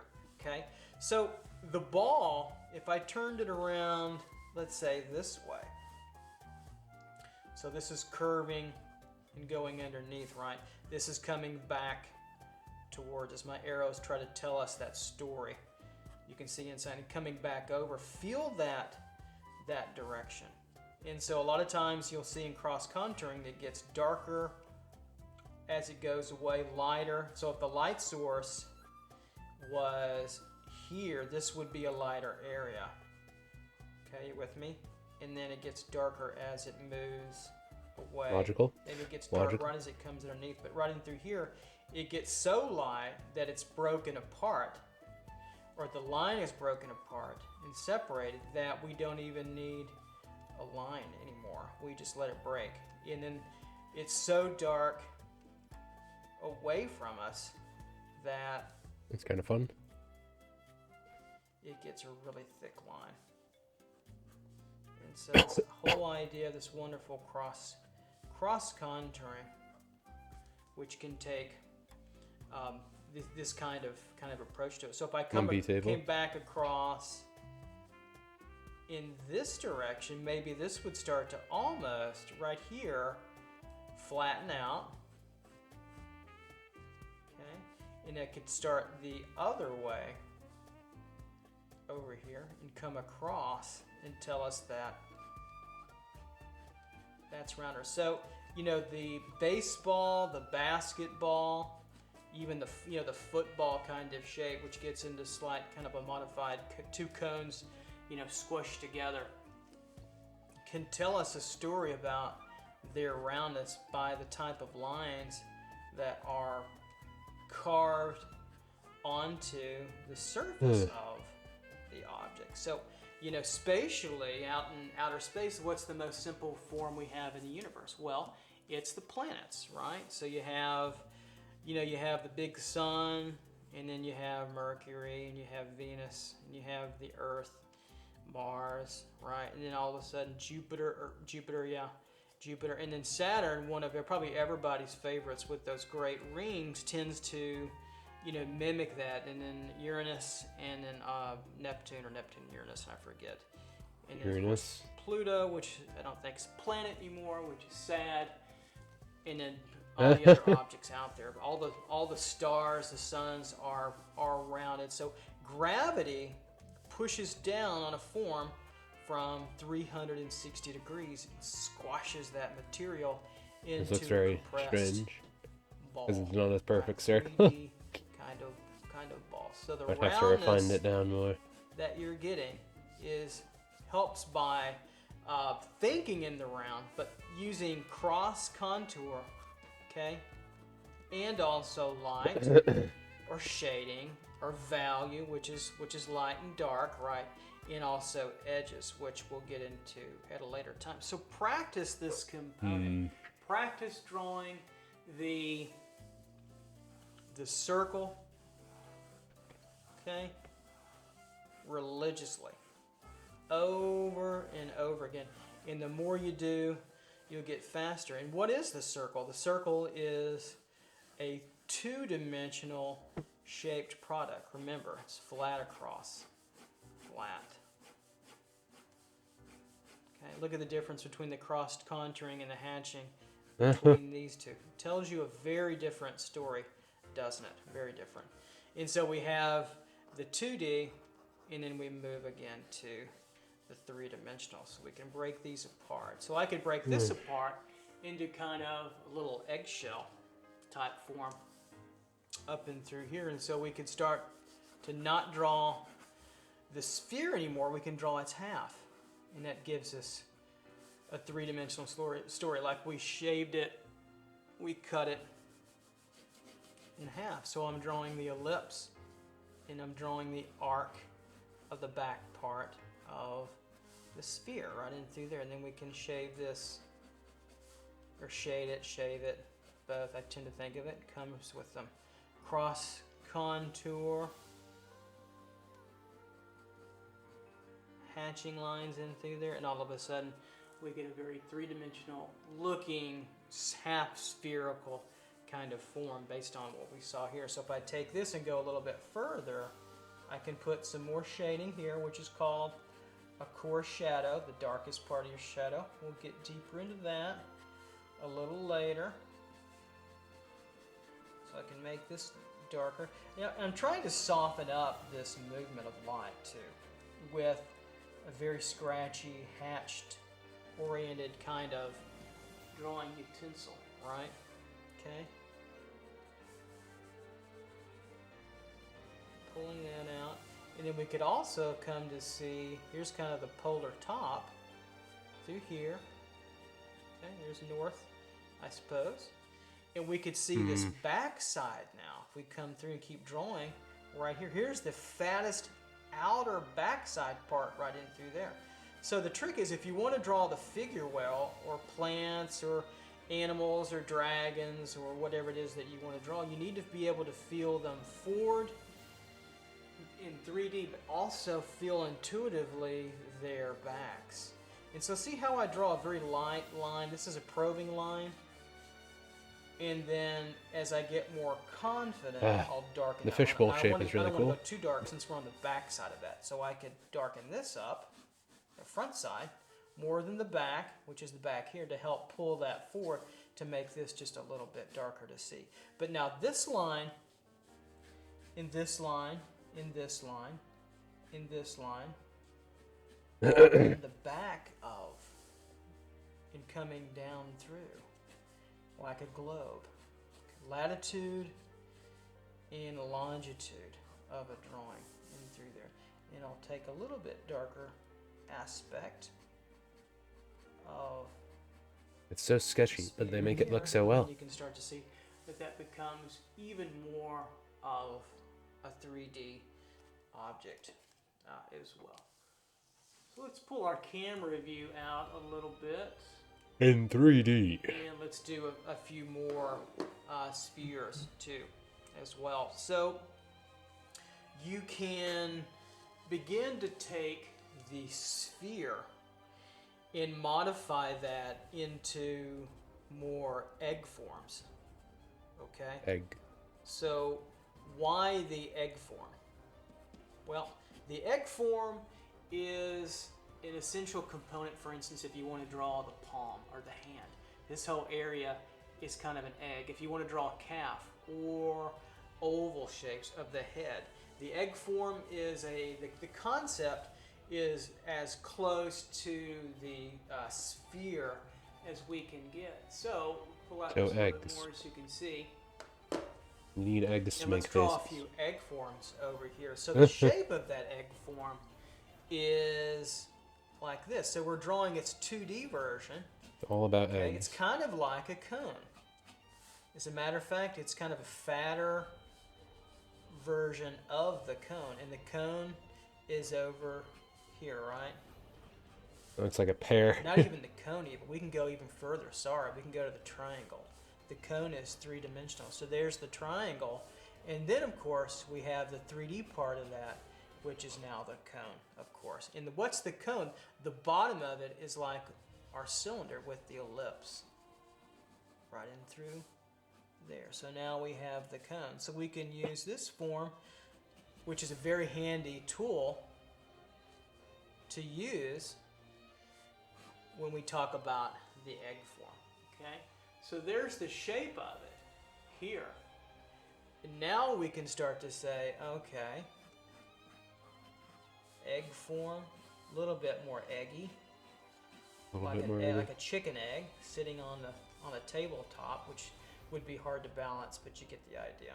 I'll sit it down in through here, and so if I threw some light over here or contouring, we could see it like this around. So I'm thinking about these 360-degree ellipses that start to tell us that this is a round form. Maybe a little bit darker on the edges. Not always. That can be changed depending on the lighting, especially if the lighting was coming in this direction. That could certainly change as well. So we have that. I'll keep on going. Practice this over and over again. Cross contouring across a form, a rounded form, here and through here. Now I'll draw it a little bit more solidly in through here, and then we're starting to look down on it a little bit further. So these could get a little wider, like so, get a little bit narrower as they come together, like so, depending upon our point of view, and you might wind up with something that kind of looks like Interesting. that in cross contouring. So these lines, again, they emphasize the width of the form, the depth, and the dimension as they come across the form here. Now if I take this same form and I put a little light up here shining down, put a little sun symbol, and a little bit of a cast shadow down here, look at what we get. We get even more dimension. So cast shadow here, maybe a form shadow runs like so, and we'll cross contour our hatching lines in the same direction as our more graph cross contour lines, and we can start to get even more of a dimensional source. So the direction that I'm moving my hatched contour lines corresponds to the crossed contour graph, or more technical lines. We could get a lot more technical and tight. As a matter of fact, you could do sketch after sketch, tighten it down, put tracing paper over, tighten it again. Then you could put it into Photoshop or Coral Paint or wherever you want to use, and then trace back over that, put it in Illustrator, and make it so super graphic tight that it looks like a computer drew that. You know, here's another artist to look up. Look up Uccello. I think I'm spelling that right. I don't know if it's 2 L's or 1 or not, but he did drawings of chalices and other objects. He's a middle Renaissance, late Renaissance artist, and they were brilliant for their time, for 1500s, for their look as if he drew them from a computer.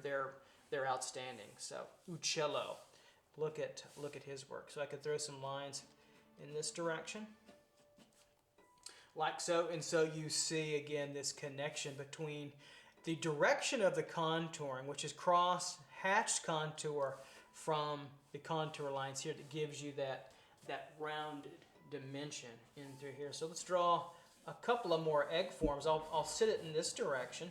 So I might start out drawing the back, or the fat part of it, the buttock part of it, if you will, like a circle. And then I'll say if the direction's coming in this direction from our egg form, then I can start to put that cone, rounded kind of cone top, right, in through here. Now I'm drawing like a sort of like a perfect, I wouldn't say perfect, but an egg that's not necessarily a chicken egg, but it's got that feeling of that roundness to it. And so we can say with our line work, we're coming across the back side like this. And then this turns the opposite way here. Okay? And then it kind of comes up the shaft to the top part of our egg. And so I'm always using thickness and thinness of line weight to tell a story about what we're doing with the form, where we think it's articulating or being articulated in space, okay? And what it is in space, egg form that way, coming down in this direction. Maybe another one is tilted, and so we get this kind of egg, where a true maybe chicken egg would sit down like so. So the basics of it Many is different that eggs. circle, right, or that sphere, the Trying to draw a little bit big more part in of the it. And then you move down, sketchbook and first. the egg can come in this direction. My book is very bad. Sketch it out. Don't be afraid to correct. Feel your way through. Draw lightly. I know I'm But I drawing guess with that's pen. the, You could do this right. Keep in doing it over and over. graphite. You could do it in Sharpie. I'm doing it in graphite. Don't worry about erasing. Make your mistakes and show yourself what you're capable of correcting. It's really powerful. So this might sit down at its apex right in through where I'm drawing here. So I might draw my darkest line here and then taper that line off. It's like this. It's like drawing the same line, curved line. That's about the same line through here. It's a little boring. So what you could come and do is thicken that line in some areas, right? Not too thick. We don't want to get, to a line that's here, because that becomes what? That becomes a shape. So that's too thick for a line. This is probably, that might even be a little thick. It's almost in the shading. But right in through here, thick to thin, and taper it. Continue to taper that line, make it beautiful, and then back to kind of a medium, maybe it disappears. So using your line quality, which is another topic. Drawing can be so complex, but they're all interrelated, and you pick them up quickly, because when you're drawing, you're using all of your elements and your principles mostly, not always, but mostly together. But we break them down. So let's say the hot spot of the egg is right on the butt part of it. And so here's where the light sources come in this direction. Okay? And so this might be the hot spot right here. And so I can throw contoured lines this direction if I want. Notice how they're not straight. Being sick is not always up and down, good for the learning process. Or horizontal. But I tried. At I an tried. angle, that can be an exciting change to. Why am I not drawing perfect objects So and the shapes light is here where the automatically, highlight like is, this guy? okay? And they get darker, maybe right in through the rump part, and they fall away a little bit lighter. So you can lightly draw them, let them fade out where the light is, right in through here. Maybe pick up a little bit darker as they turn away, and you get this pinstriped effect, but that tells you that they're round. Then you can cross. Let me finish this really quickly. Then you might even come up this direction a little bit. But I need to come on the back of it here to show you that. Through here, right?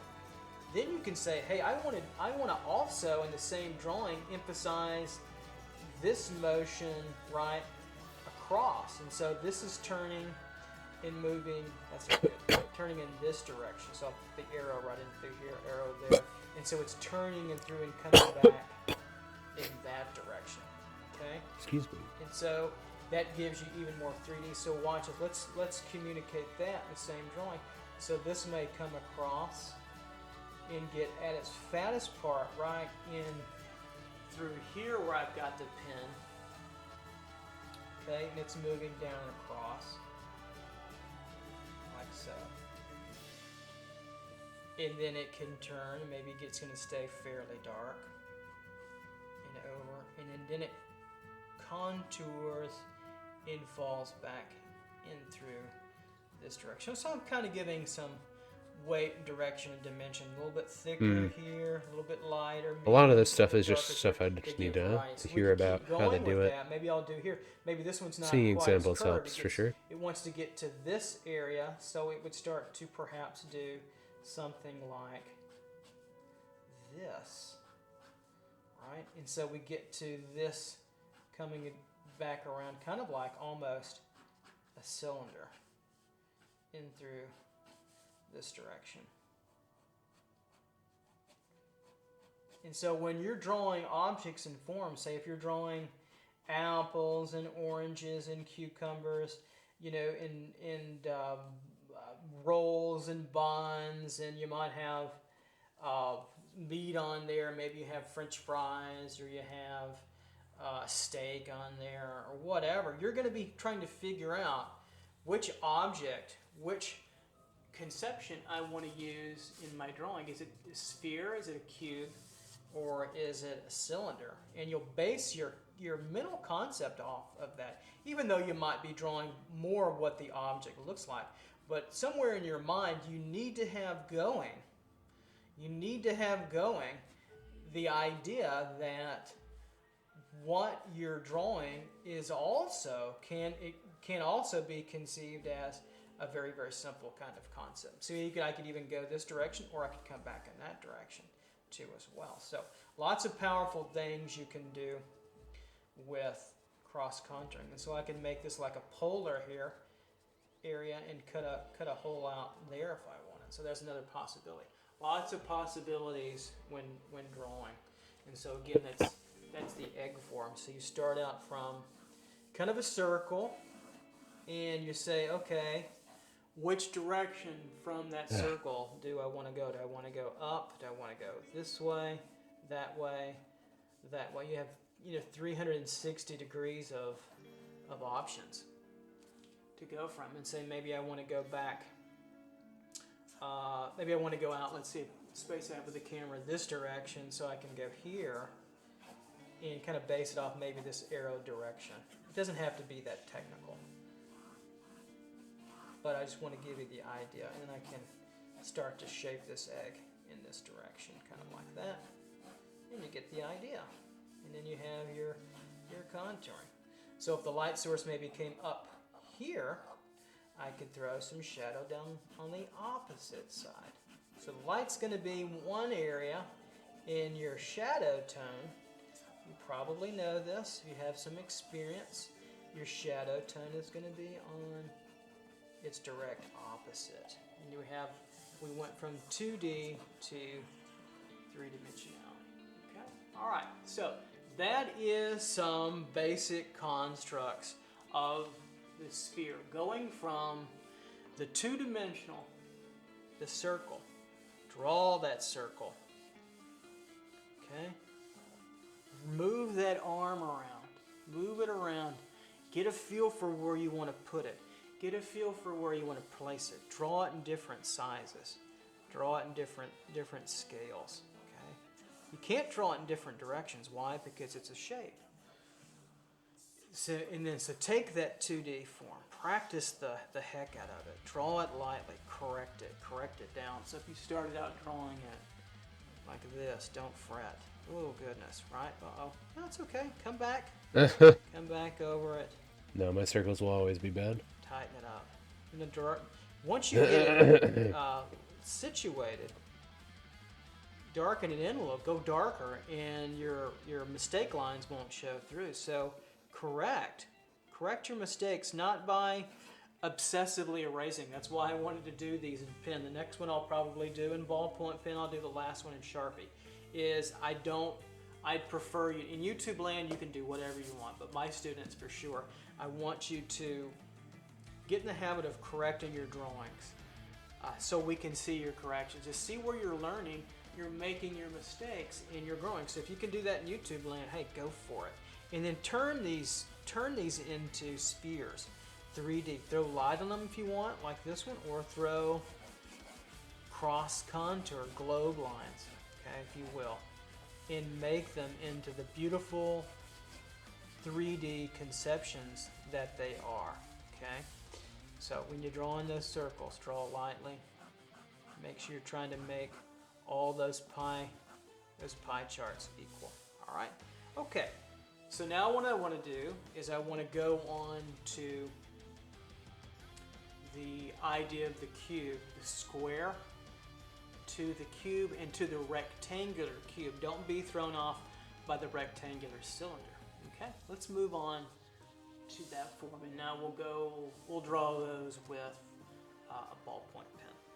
Okay, let's look at the cube, the old-fashioned cube, the stalwart of planar directions and a really great measure of where a form is in space, where it's going, how it's formed.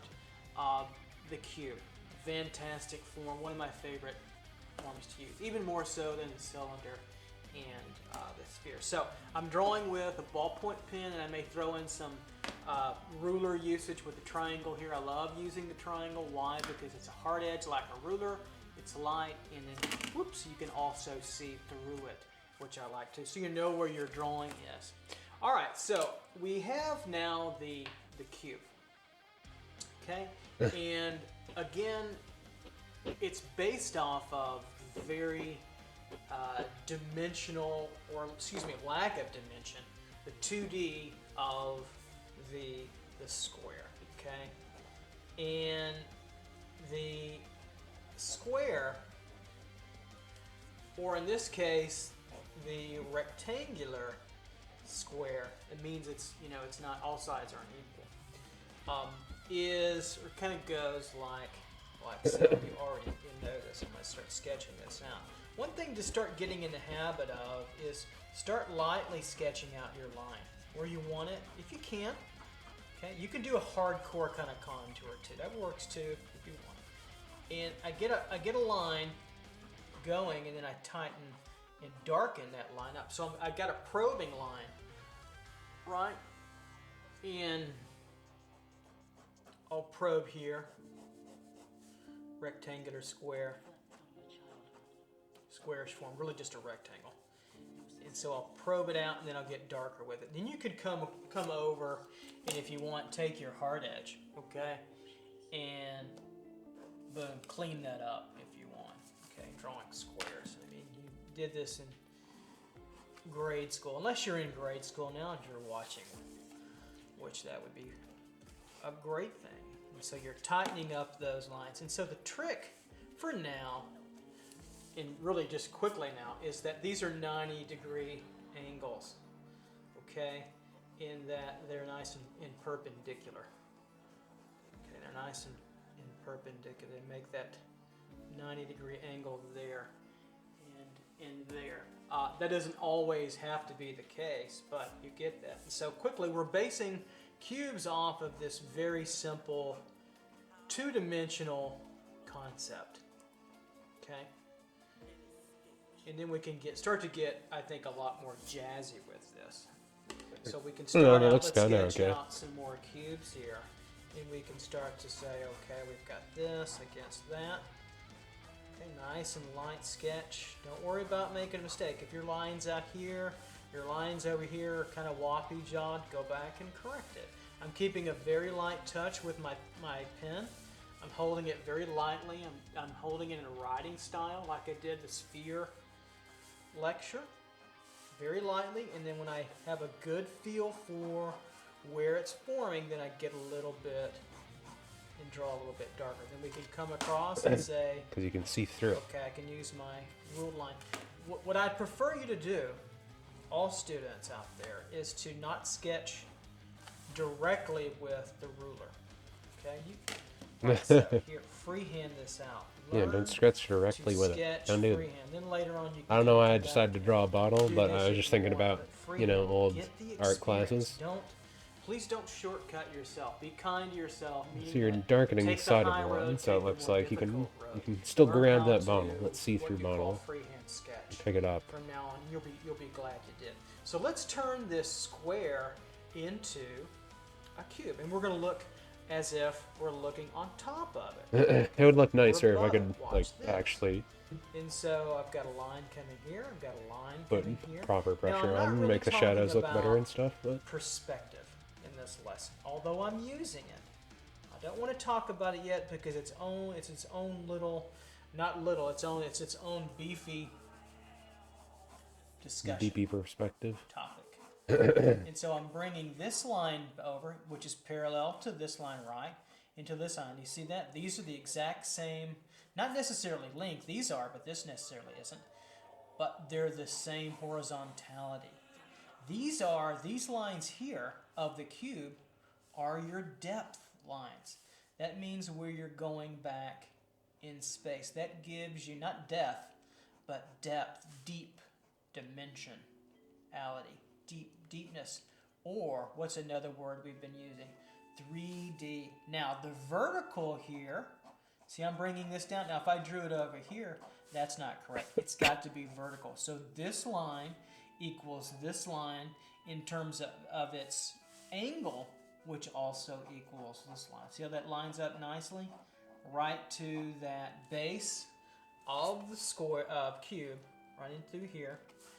And then we'll just kind of tighten and connect them a little bit. Let it be sketchy, but let it be structurally solid. Now, so we have now a 3D cube, right? You see that. But let's talk about something else. This now becomes what? This becomes the front plane of the box or the cube. Oh, I see what I always the been form. wrong now. The form, right? So this becomes the 3D aspect or the element. Also now, this becomes the what? The left side. This becomes the left. And this has a 3D aspect. It's moving in this direction. Can you feel it going back in space? Can you feel it? Ask yourself, hey, can I feel it? Can I feel this going back, back, back in that direction? Okay? That's so very important. Then can you feel the top? Look how much more complex this form is than the shape here. What a big difference in reality of your drawing practice. So we can come down with these contours, which tells us a story about its length, not its width. If we wanted width, we would go in this direction, like a Rubik's Cube. Like a Rubik's Cube. See? And now let's tell a story about the top. So we can connect where they touch here. Okay, and here. Clean these up just a little bit. And they move off now in depth and dimension. They create our top. They are going back to a defined point in space to give us that 3D look. Look at that. Now we can come down here, darken this line a little bit because it's sitting down on our imaginary table here and here. Then we could put a little shading. And so I'll do a little hat shading here. And also at the top. And what does that give us? That gives us a truer now measure, truer picture of dimensionality with the cube. So let's go a little bit further and let's change our points of view with the cube. So let's branch out in these directions, okay? And let's see cubes, rectangular boxes in different forms without so much of talking about perspective, okay? We know it's there. We know perspective is there. We're going to get into that meaty topic with several different lessons. 1 point, 2 point, 3 point, multiple point use, and have all kinds of different lectures and finished practice drawings from that. So let's take another box form. So let's come up here a little bit, and let's take another box, and I'll make this one more horizontal, kind of rectangular box form. Here and here. And so maybe I want it moving the opposite of this box over here. So I could say, okay, let's look as if we're below it, looking down on it. So I can start to project my side planes of my box in this direction. Okay, they're the depth lines. They are not necessarily, never really the same angle. Okay, I know you might have learned to draw cubes somehow like that. They're really not. They may look it, but they're different because they're in perspective. So we'll cut this box off That here. looks a little strange. Bring my vertical over, same. This is the same angle as here. And then the horizontal part, here to here to here, is also the same angle. So the horizontals are equal to one another, and the verticals are equal to one another in this case. Then we could throw some contour, cross contour across these. Okay. We could throw it in this direction if you want. It still looks like Bring there's the length of this. a box on the We table. could go in two different directions. I'm going to go in this direction. Some people might go with horizontal. We've already got that. Watch this. Let's go in this direction to emphasize that plane, what moving back in space that way. So we're emphasizing that movement to and from us, to and fro. You've got to be able to think in drawing, designing, if you want to be a product designer or entertainment designer or creature designer, concept artist, fine artist, illustrator, you got to be able to think about all these Yes, doing the sketch lines for these ones concepts, there. in your mind. It seems Annoying. overwhelming, but you kind of take it on naturally. You will take it on naturally. All right, so let's draw another box here. So nice and loose. Make sure that the top and bottom are equal to one another in terms of their horizontality, and the verticals are equal to one another in terms of their verticality, and we'll tighten them Does up they a stick little on that bit. box? You can do like that if you want. Boom, boom, tighten them up. All right. So let's take on a view. We'll come back Very odd in weapon. this direction. And so I'll say, okay, let's go here. Let's go here. Let's go in this direction. This will be pulled at more of an angle than that one. This will be pulled downward more than Apes. this one. The final frontier. Like so. And I know you're thinking, well, how does he know that perspective? I'll get there. Okay? I know you might be frustrated a little bit by that, but this is more basic than perspective. We'll get there, I promise. I want you to intuitively feel it out. Okay, so we have that. Now I'm just going to throw some shading on this one. And I'll throw my shading.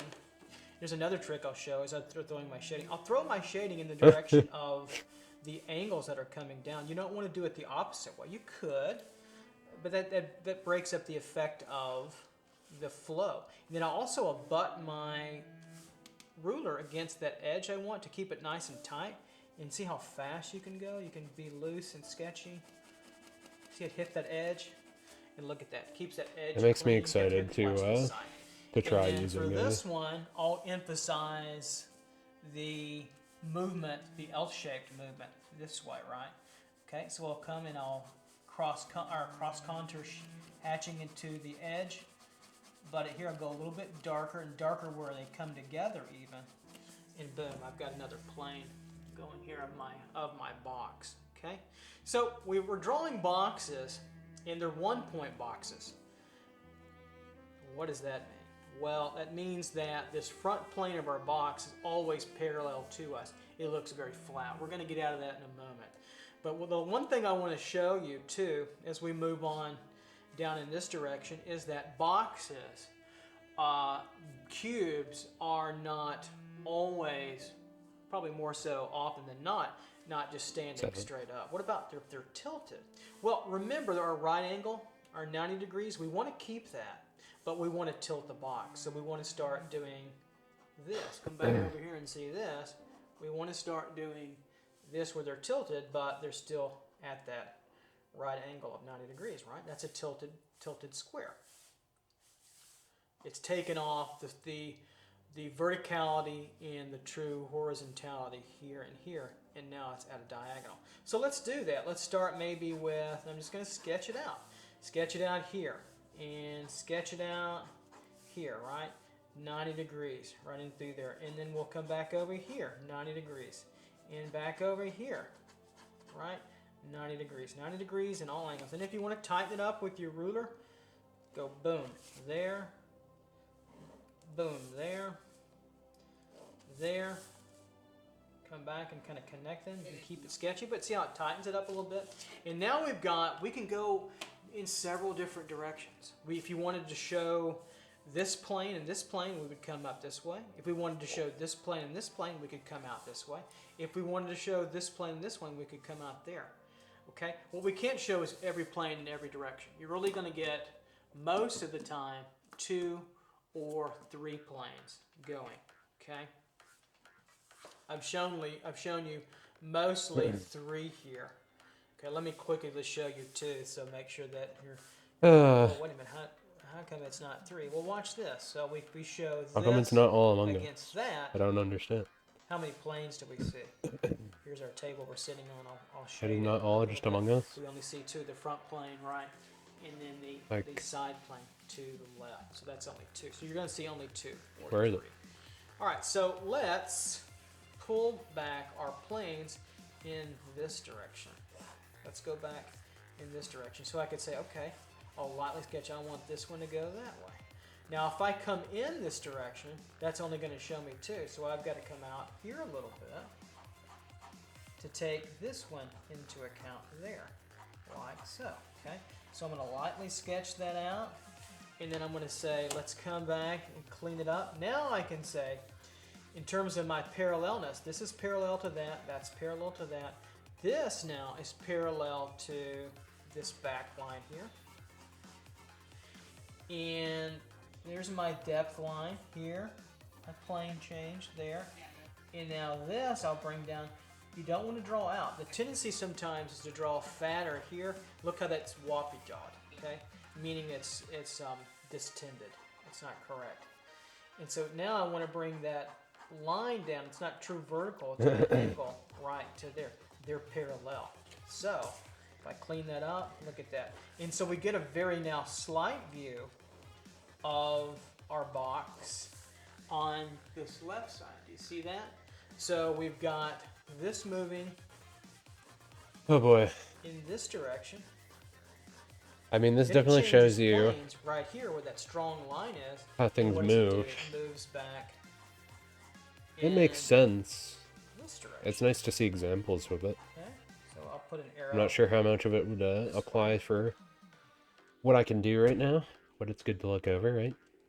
Just like the person in that first video said, you could sit and binge watch the And then videos now and this learn one some moves, stuff, it turns, but actually here, doing the turns, things it yourself moves is obviously better. back in that direction. Goes here, goes here.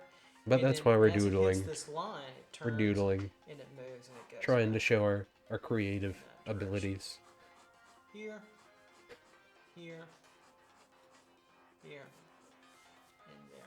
And so you get that change right there. And so that's why artists like to use boxy forms when drawing complex objects, because it tells you a very specific story of when the light changes or the plane changes. And I threw a little contour line on there just to give it a little bit of shadow dimension. Throw this across like that, and you get the idea of that box. So now we have a tilt box. So if this was sitting down on a table, like so, then you would see how tilted it would be from another box like this one up above it. So we get that wonderful kind of tilted, complex kind of construction. Okay, so let's do one more. I'll start to go quickly through here. Now that won't be tilted. Why? Because that's a straight line. So let's do another tilt. Let's take off that, and we'll come back here, and we'll come down this direction. Okay, and over. We'll tighten it. That's too weird. This up a little bit. Boom. Let's get rid of the It's bun. gonna go quicker. Bun once you can start die. to get the feel Not a of good it. bunny. And then I'll bring now the angles back in this direction. Frog is better. Opposite of that here. I like the bottle. If I only wanted two planes, I would bring. Let's just do a two-plane one. How about I think I did the bottle do it okay. this way, okay. And so Make they it look would see-through, disappear where they in this but 3D. sense, where they meet. Okay, that's called one point. I probably should have made the bottom a little bigger. Now I'll arbitrarily say that's where I want my box plane, my right plane to end, and I'll tighten up this line. I guess I I'll could do tighten like up that line oh, here and here. I'll emphasize some contour line. So I'll come across the form widthwise here to here.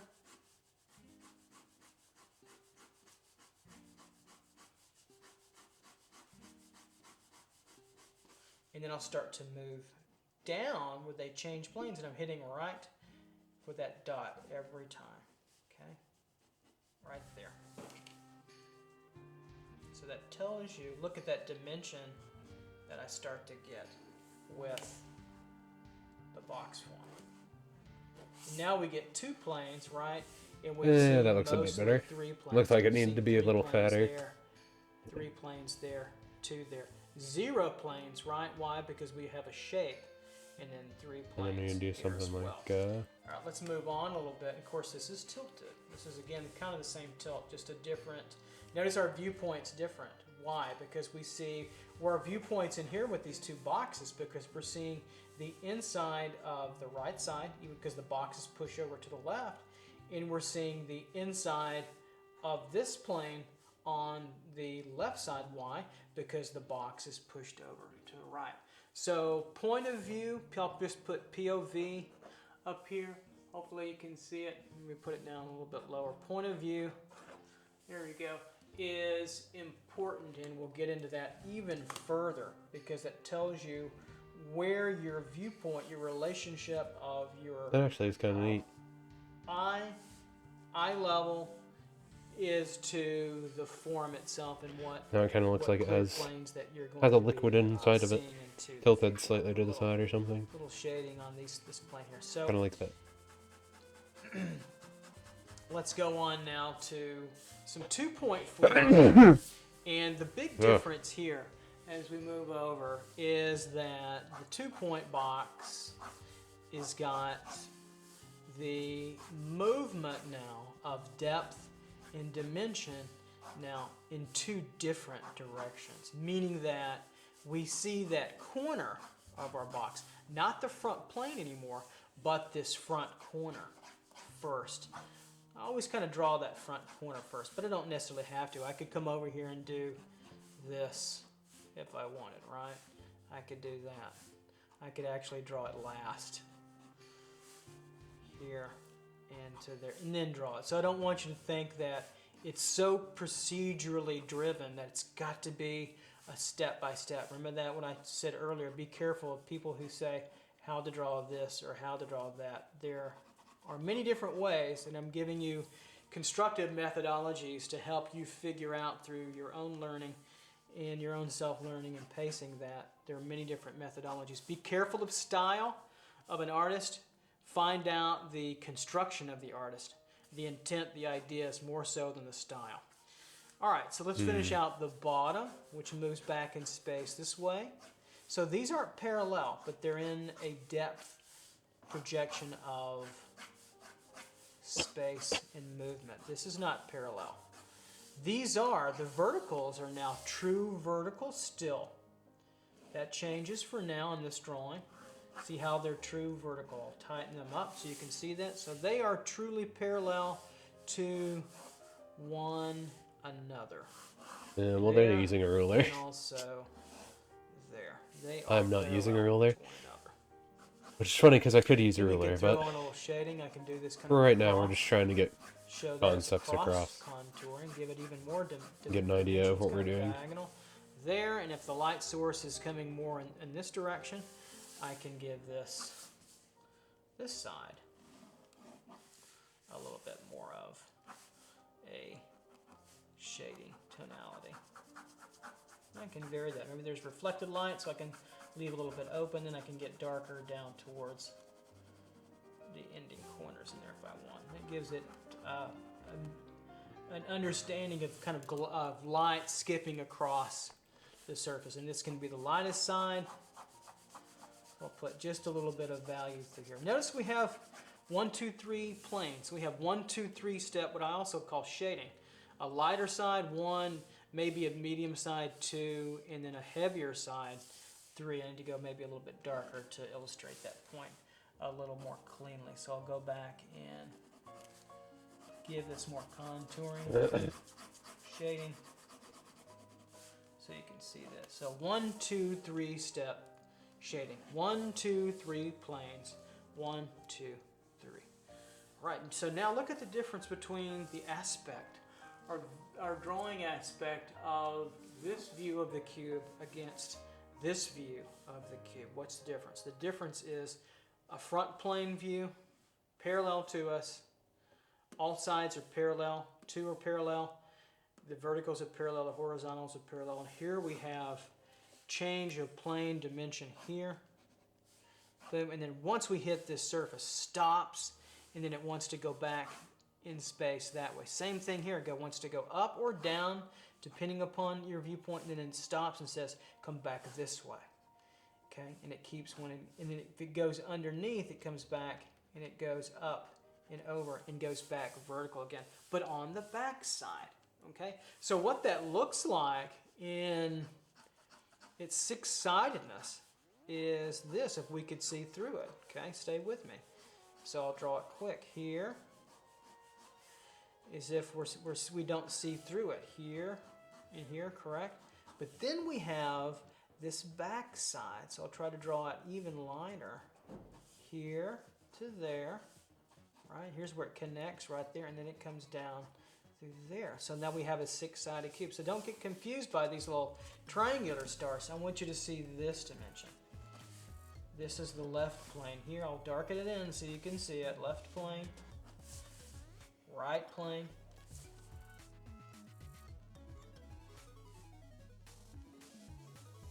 Hmm. and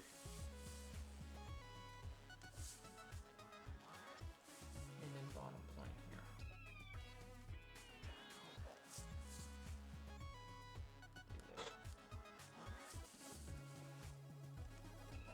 Okay, and then you see this back side. So the true top, we can't, so if we see through this, okay, there's our left plane.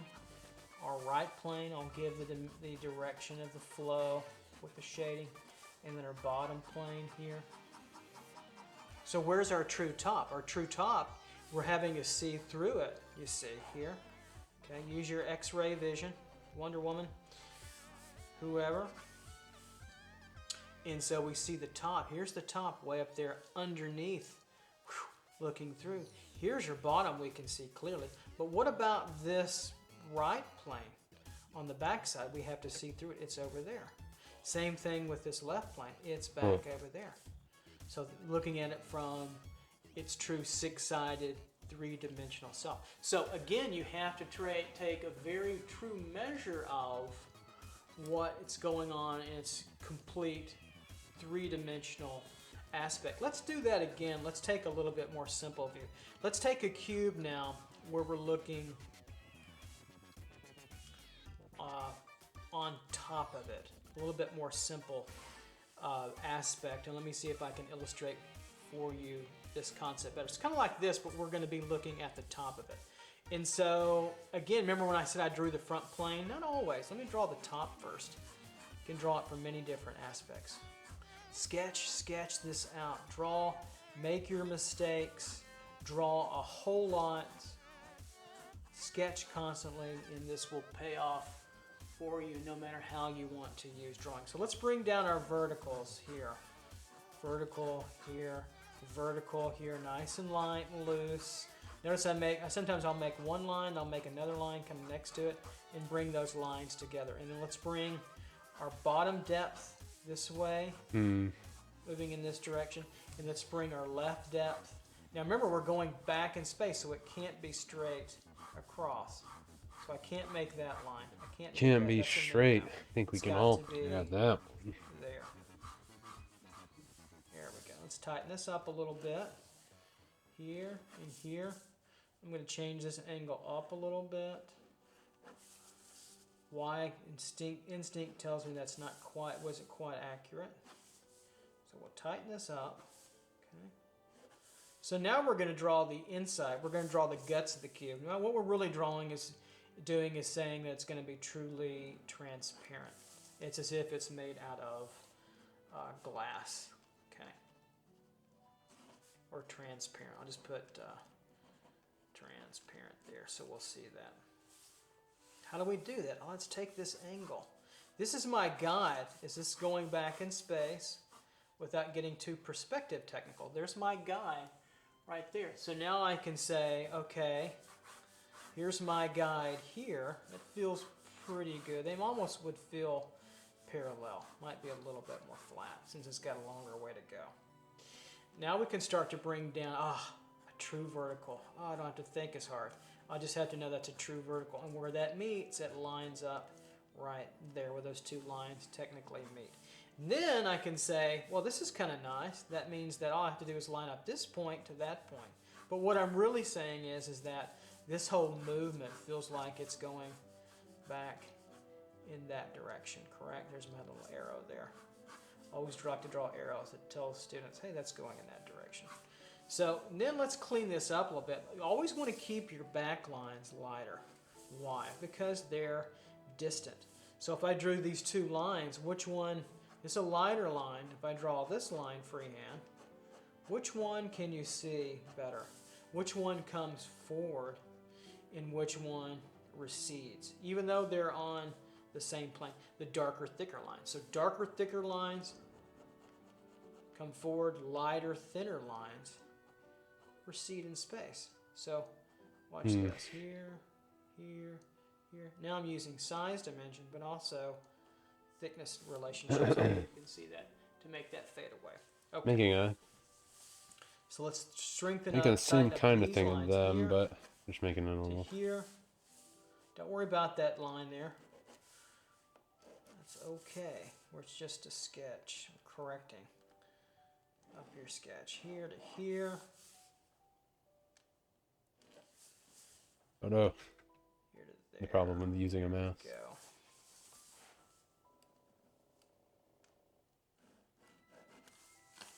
Okay, there to there. All right, so now we can see, look how clean and clear we can see that. Let's analyze our planes now. So we can see our top really cleanly, right? Going back in space here. So we can see that. We can see our plane, our left plane, moving back in space this way, right? There's our contouring there, right? And then we can see our right plane, forward right plane, right? We can see going back in space this way. Pretty clean, pretty clear. And now to see the bottom, since our viewpoint, our eye level is higher, we're looking down, we see the bottom here. But through, because it's made now of transparency and glass. If it was opaque, like these, we wouldn't be able to see it. So there's the bottom, right in through here. Here's the left side of our box, of the back plane, right? And here's the right back, right in through here. So that gives you 6 sides. Top, bottom, left, and right, and back, left, back, right. 1, 2, 3, 4, 5, and 6. Get in the habit, if you can, of starting to do that too as well, and it will truly kind of pay off for you. I still feel like if I was going to truly correct this cube, I would bring this up even a little higher, right in through there, and this over a little bit here. And then you could come back. Lines aren't exactly straight, but shading to take the bite off that. Don't worry about your incorrections. Always correct. It's more important to catch them. There we go. All right. So let's do a couple more. I'll go through this even more quickly. And we'll move on. Just a different shape box. Sketching now quicker. I always like to vary my sizes to give it more interest and dimension here and here. This pulls back like so. Let's draw the back dimension. Bring that vertical up to here. We'll connect that over. Let it be loose, let it be sketchy. that looks a bit better. Draw like a box tower this way maybe. Let's go ahead and see the bottom of it here. There. Bring this over.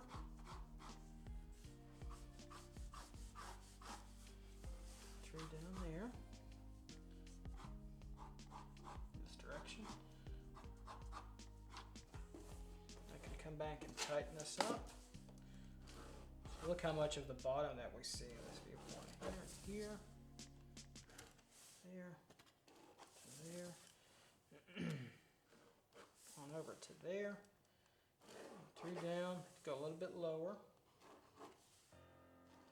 Sketching, you get an approximation. With a strong ruled line, you get much more definitive, so you have to correct that. And let's get the inside now. Let's bring this over to there. Let's bring this down to here. Looking at the building blocks Yeah, that looks a little better. of form. The cube.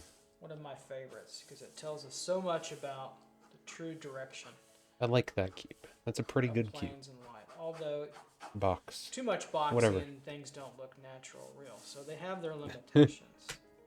What if you're making sci-fi things? Then they would look real, right? Darker, I can make it, bring that out a little bit further, put that down a little bit. I could put some shadow down on the bottom of it through there. There's a lot of A little 3D shadow tone shapes. through here. Do one more in through here. Let's see.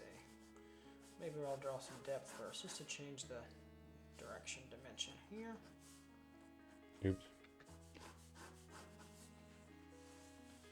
And so, by the way, you draw planes in different shapes. Like if we wanted to make this an L shape, how would we do that? Well, okay, we could start to bring this down, like so. Yeah, when you I put could stuff bring behind this it, it out always here. makes it look more 3D. Like so. Start bringing this over. And so, letter forms, boxy forms, they're all kind of the same. They just get a little bit more complex. Bring that vertical there, and then we have more shape. And so, you want to start to feel this moving this direction, right? And then this comes downward, okay? Like so. So hard to Then sketch you want to stuff behind feel it. this moving or back in shading. the same direction as this. So we're feeling this side down, and down and over to get us to there, correct? And so that's the whole point, is to start to feel those planes and angles. Okay. And then it's so a that's fish the tank cube. if I do Now this. I want to go on to our last form, Fish tank. which is a fun form, which is the cylinder. Let's look at the cylinder now. So this is an exciting, another exciting Cylinder is scary. aspect to our drawing that you'll use this form in a lot of different ways. You'll use it for arms, you'll use it for forearms, for legs, for trees, for But at least we have figures, frog. for all kinds of inventions you want to draw, both from imagination, from reality, and using a little bit of both, and also photography as well. So now I'm going to use the Sharpie, and you can't erase, so I think that's a good thing, and I've got my hard edge too as well. So let's take a look at a little bit of, we'll start over here with the cylinder, and Looks like Unity symbol or something. Or whatever. let's take a look at why it's so important. So we start out with the cylinder. Its antecedent is the rectangular, or just the rectangle, really. Okay, so at 90 degrees here, and you can use that in many different kind of plane directions. Very flat shaped, like so. Okay, and then we can say, okay, we can start to put this in a little bit more fun dimension and perspective, and we can start to use that rectangle here, and that can be fun. So it can be a tilt, and we can use the plane to do this. What shapes right? is this guy drawing? Okay, in this direction. What are you drawing? Like so. So it's moving in this direction.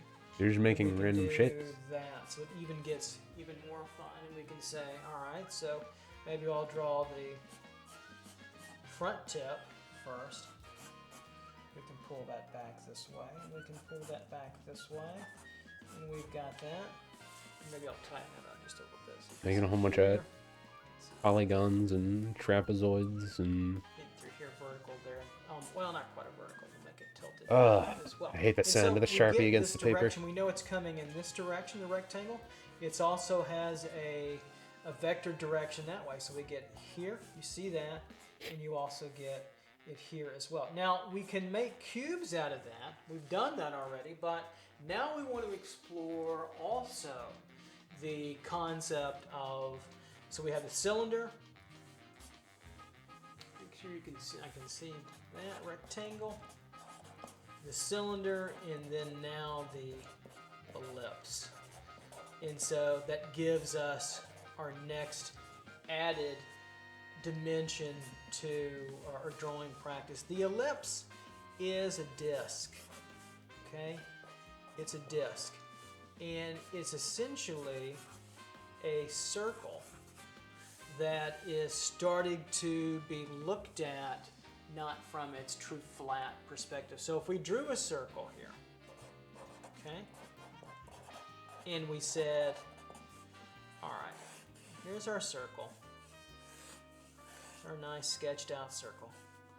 All sides are equal. That's what we would see if we were looking at a can, or we were looking at a piece of tape, or I've got this little jar. Here's a cylinder, right? And we were looking at it straight on.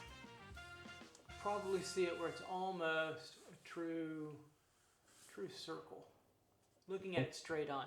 But if we start to tilt it and tilt it back, we start to see it as a series of different ellipses. Same thing with the bottom, true flat. So its true flatness of the disc ellipse would look like Disc ellipse? this, right? It wouldn't have any dimension at all. It almost looked like a line. And the more that we turn the ellipse, Look, I made a disc. or the disc towards the circle, it starts to get more oval-like, okay? Like that until we get back to the flat. So that circle is flat. This is, my friends out there in drawing land, this is an ellipse right there. It's not a true circle. Same thing with all those other ellipses. Now the point is to start to connect these together to make that very sexy, cool cylinder form. I don't know about Sexy, sexy, cool? but you get the idea. And so now we can take all this information and say, I thought the okay, sexy form was let's draw and let's make some cylinders. And so a cylinder sexy. is a series of then you discs, do some ellipses stubby legs. that when stacked together, no matter how their thickness, they become a cylinder. So a cylinder is a series of stacked ellipses that when put together become a cylinder. Ellipses stacked together. So if I drew that, a little bit more dimension, this curve coming across, maybe I'll put a little bit of cast shadow to take the bite of that heavy line out of the way. And through there and over,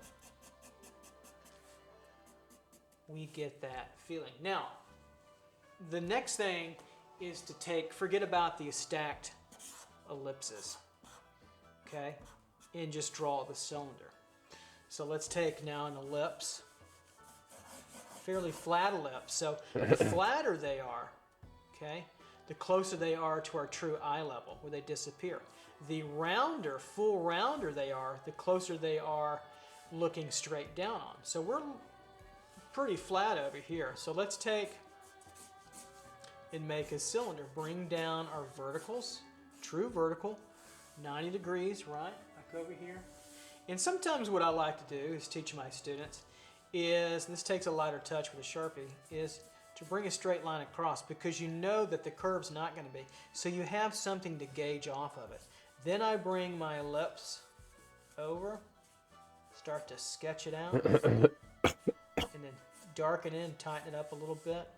And I could take my ruler if I want here and here, okay? Tighten those up. Something I want to talk about now as we look down the barrel of an ellipse through here is that the further ellipse, okay, the ellipse that's further away from us, this bottom curve is more curved than the top. Why?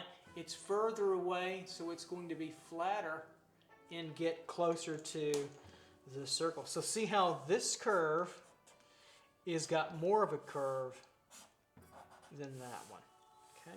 That bottom curve. That's very, very important. Now we could come with some cross contour lines, moving in this direction or back across or straight across. Many different ways to do that. And so you could cross contour vertical, but I think a truer measure of its nature roundness, okay, which it corresponds to the sphere. So if we came straight across flat, then all of a sudden we would hit this, and look, we would come around, right? Round. We'd come around, hit, come around, hit, come around even further, come around even further. So that's where you get the idea of the stacked ellipse, which I think is really important. So these are straight here, and then all of a sudden they get curved here, and then they go back to being a straight kind of form. So ellipses and rectangles, and we start to get the cylinder. Cylinders come in many different directions. So this is, when I show the full disc, that means I'm looking down on, or I call that the open position. So I call that open.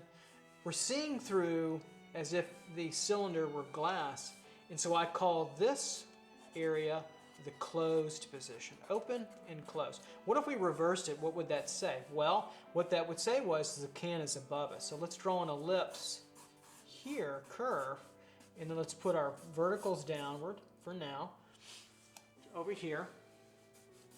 So we've got that. Then I'm going to draw my little line in through here. Now we're going to keep this open. Why? Because we're going to be looking up to the cylinder. Up to.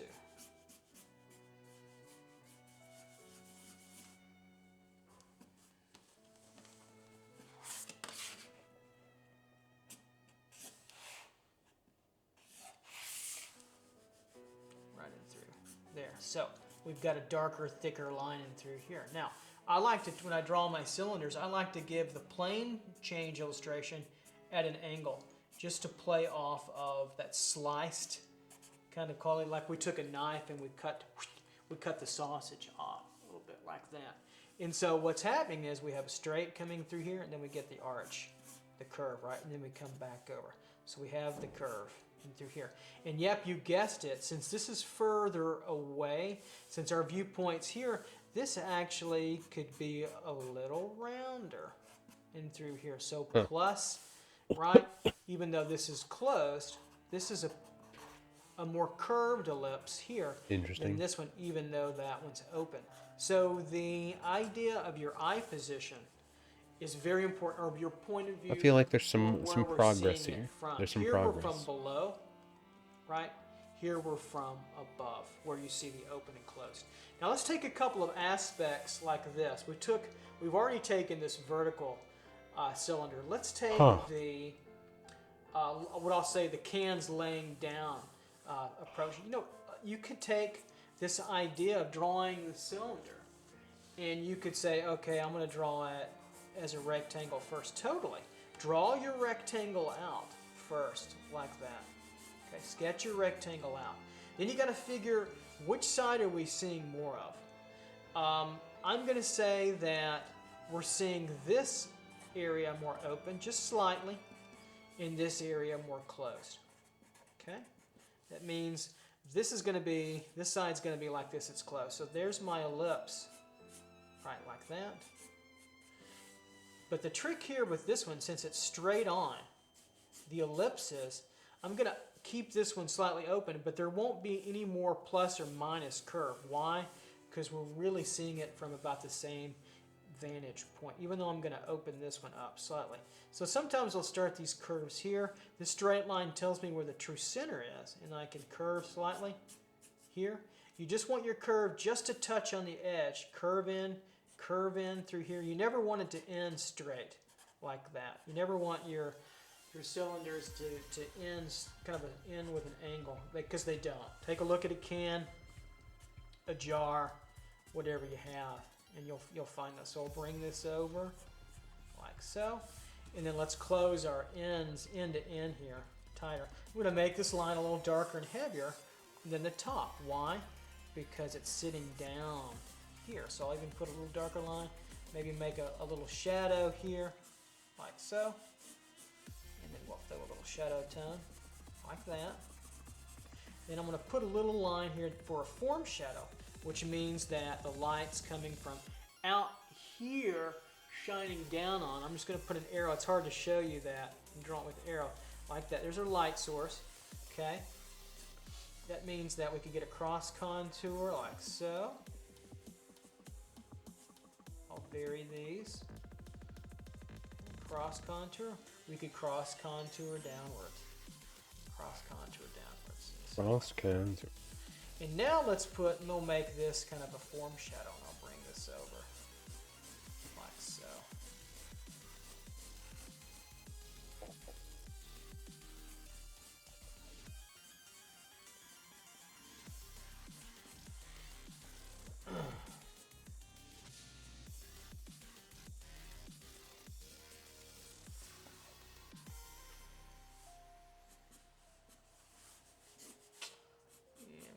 this through here a little bit, and then I can cross corner. I can put a little dot right there that tells me kind of like the center of that ellipse. I'll draw it, flip this way, and it tells me that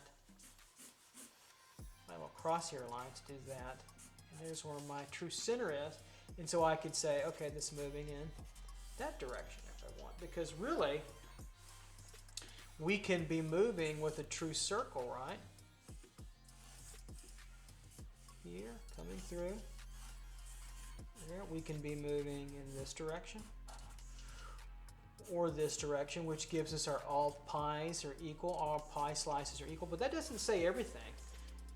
True center, we could be moving in this direction of a plane change, or that direction of a plane change. That doesn't say everything. We could be moving in this direction. We could be moving in that direction. You get the idea. This could go on until I get a dark circle with hundreds of lines moving in any different direction. I like to give this movement because it tells us a different story from true verticality. I think that's pretty important as well. Then I come across and maybe put a little bit of receding shadow in through there. All right, so let's move on now to something a little bit more complex and I think more fun to look at with the cylinder, and it's these kinds of plane reactions where they're coming towards and moving back. Just like we did with the cube, the 1 point, 2 point cubes in our little cube section, we can start to do the same thing with the cylinder. Now, I can draw them. I can do this and say, do what I do, and draw it like this, and you draw it like that, and you put your ellipse over through here, and you really wouldn't know how I figured all that out. So it really wouldn't be that fair now, would it?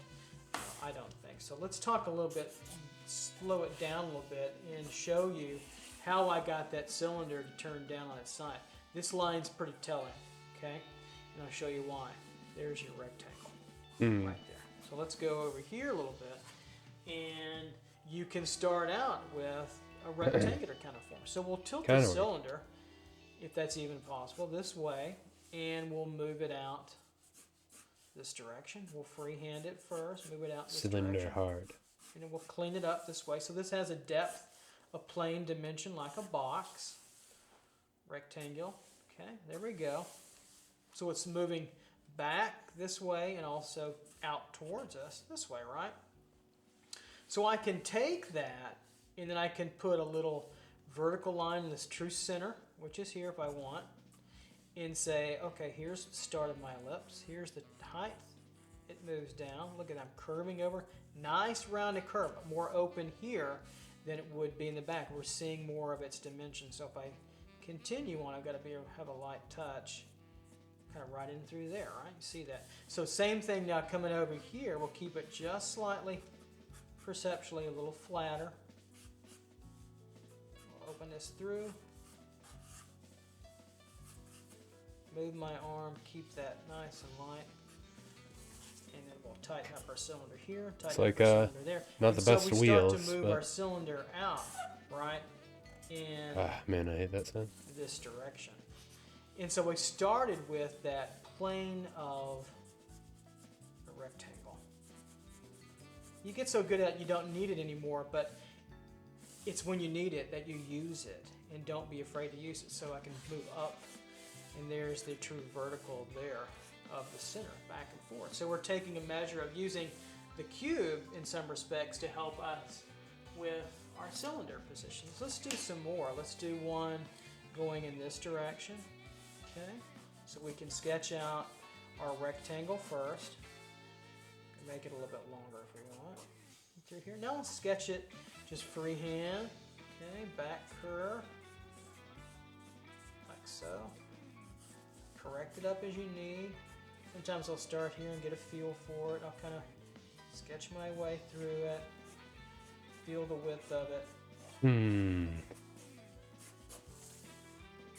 Okay, and then slicing that plane across, I can start to do this. We can bring this over, bring this down a little bit. And so now we have and I can shade it this way to make it feel cut like a sausage being cut.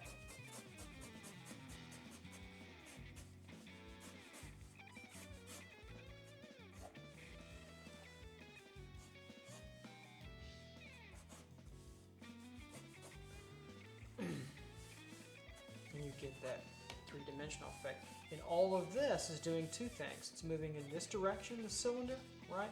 But it's also cross-contouring. What do we get? We get this too as well. That turn across is so important. Following that form here and around the form as it disappears here and then around as it comes back in and over is very, very important. So if I put a little shadow on it, we might put a little cast shadow here, move it down in this direction where it touches would be about right here. And this could form a cast shadow, of course, and along with the form shadow, maybe of about right in through here. And then I'll curve this over as well, like so. Okay. All right. So the light, of course, hit higher, about right in through, running through there, kind of a highlight line. Let's do a few more. Now I'm going to change my holding of the pencil kind of to the palm method. And what if we did a cylinder that was almost coming at us, but slightly going downward, like so. Well, okay, the closer a cylinder gets to coming at us, it's almost true round. Maybe the back would be. And if it's coming down, it might start to widen out a little bit, okay, like so. And I might bring my straight line across. Here's my rectangle. And bringing this up, look at the overlap we'll get through here. This might be coming almost straight on. And we'll say, here's our bottom. All pies are equal, roughly, right through here. Okay. So we've got that. So that's moving slightly down. How do we know that? It's because we see this top plane moving in this direction, like so. Here's our true center. Okay, we could slice it off like that. We could actually shade it at a slight angle. Gives it a little variety. A little darker maybe in the edge just to give it effect. Through here. Okay. Make it look kind of like light skipping across it, or maybe like sort of like steel, as much as we can get for now. Then I could take my edge and tighten my edge up here, here to here. And then we've got a very foreshortened cylinder almost coming at us, but slightly down. If it was truly coming at us, I mean, it was going to hit, or we were looking straight out, and it was going to hit our head, it would look like this. What does that look like to you? Looks like the circle. Truly flat, coming right at you, like it was somebody's fist. You know, I could take this, and we could give a circle, and then we could put knuckles on it, thumb over through here, right? And then somebody would be coming to hit us. We don't want that, but you get the idea. I want you to get the idea. 4 fingers, there's the pinky, there's the thumb, knuckles coming back. And that's a hand coming right at us. So the more you understand about perspective and about cylinders, the more you can draw that hand more believable. What if we were drawing a cylinder where it was coming towards us but slightly up, and maybe a little bit to it at an angle? So I could do this. I might gesture out the direction here. Say I want to do that, but I want it to be pretty round. So here's the back cylinder here. Then I might bring it, depending on how wide I bring it up, that might tell me how close it's coming to me, or how much I'm looking down on it. Here's my rectangle here, right? Here's the rectangle. Here's the center. I can find that, so I can say, look how wide we are here. Looks like I made it a cube cylinder. How wide we are here. That it's turning. Over. In this direction. So we're moving that cylinder here and over. And now we have a cylinder that's coming towards us. Oops. But slightly tilted away. Switched so to it wouldn't magic actually right here. hit us. This would hit us. This is coming directly at us, like, oh, look out. Okay, there's the arrow doing that. That's coming right at you. This one's coming and going slightly up. It's sort of rolling towards us over or this away way. if you want. I suppose that way. You can see Kind that. of right at us, so I have to be careful there. And then we can take our ruler, tighten this up a little bit. Say it's like a soda can or something. We could give this a downward looking expression.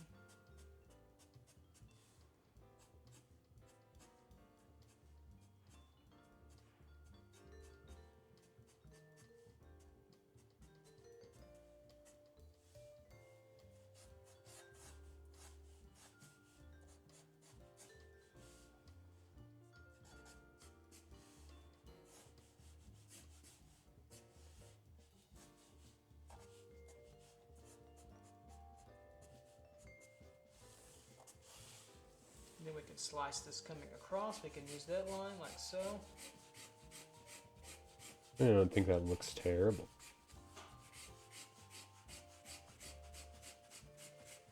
And we get the cylinder in the direction that we want. So, Looks like this rolling off a little table coming kind of thing. across. Okay. So I'll do maybe a few more over here. You get the idea. And so I like to show my students, I have another video out of basic sketching forms where you put all this together, but you start to give them curves like noodles. Closed position. Bring my verticals, and there now are my length of my ellipse in a curved position. Here's the curved rectangle, and here's the open position, like so. And it starts to help you figure out arms and legs even further. So we have that. Huh. Okay. And I could do something where this is closed here. That stuff seems important to actually figure out how to make the anatomy or what have you. There's my rectangle closed in this position. And then we have the open quality of the cylinder there as well.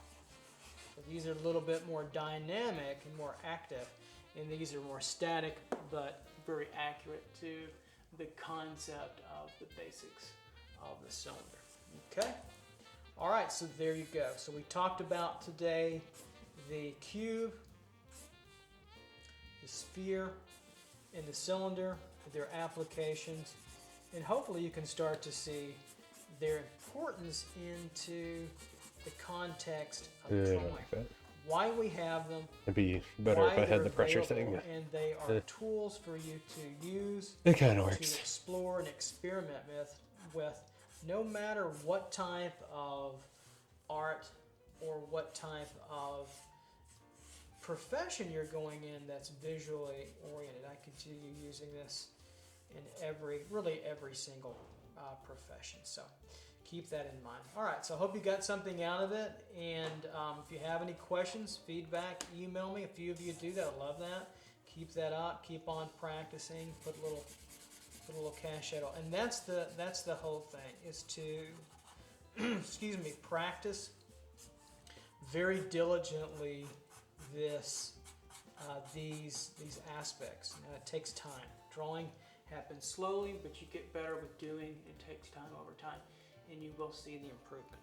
Okay? All right. See you next time. Take care.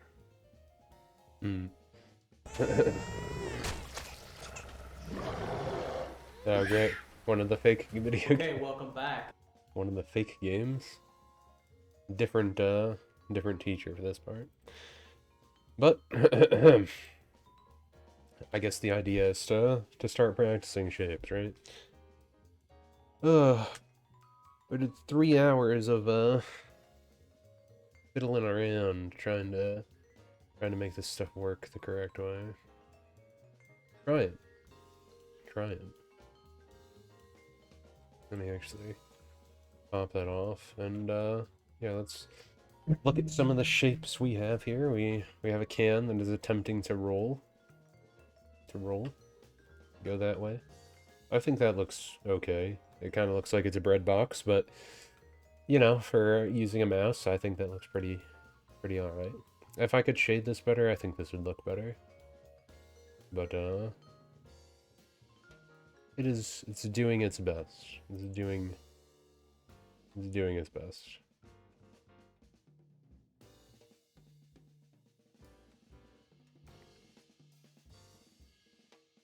I can kind of see it, you know, in my mind's eye when I'm looking at it. Like, yeah, that's not terrible. I think this actually came out better than I thought it would with the light shading I did. Like that and the box over here look pretty nice.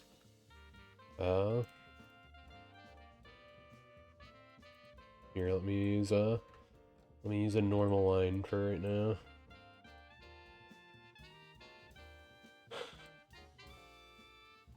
So yeah, I think this one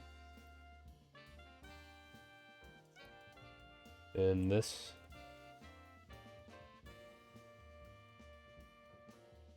look pretty okay. This isn't terrible.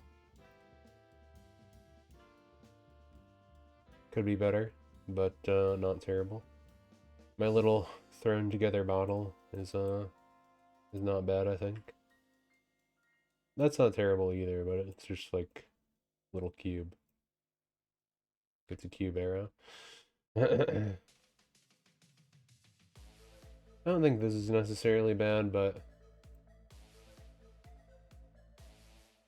not amazing. Yeah, I mean, just adding that as like a table can make some of this stuff look better. Just to give you the idea of the 3D space that it is on.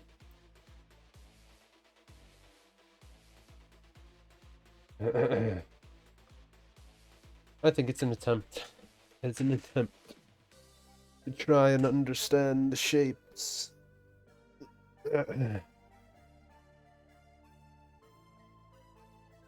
But yeah, I guess the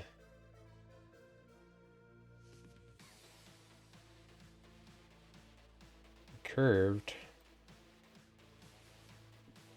cylinder is what you'd want for like arms.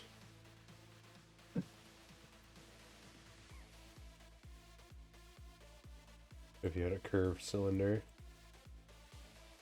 and you connect that to a big beefy shoulder, you know, and then it goes into a beefy little hand with your big old thumb. And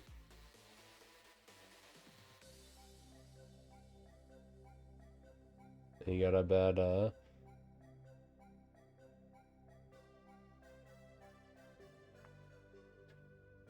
and you got your bad. You got your little bad.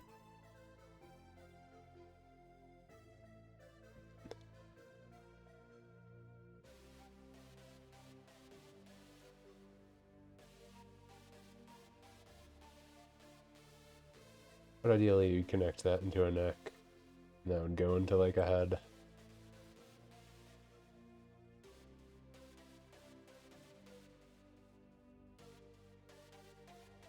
You got a little robot fella there.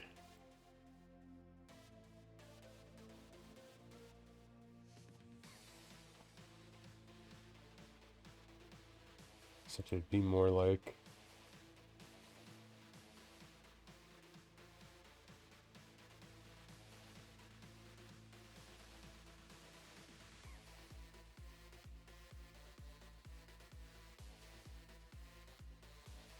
Be more like that.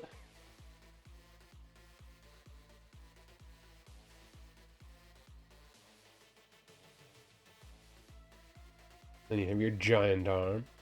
But it lets you learn this stuff better. But I can see how a lot of this stuff would combine into actually making a real drawing of a thing, of a person. Right now it just looks like I'm making a whole bunch of crosses. For all of my... It's an eclipse. Kinda curious.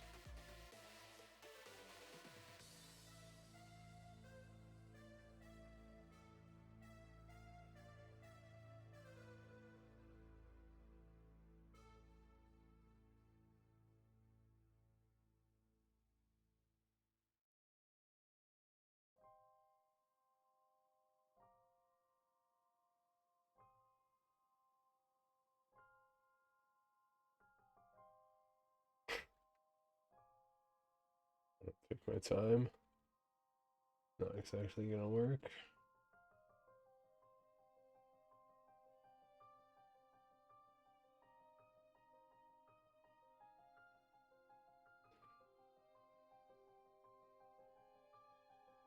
I figure I'd have trouble drawing a circle. I think everyone has troubles drawing a circle.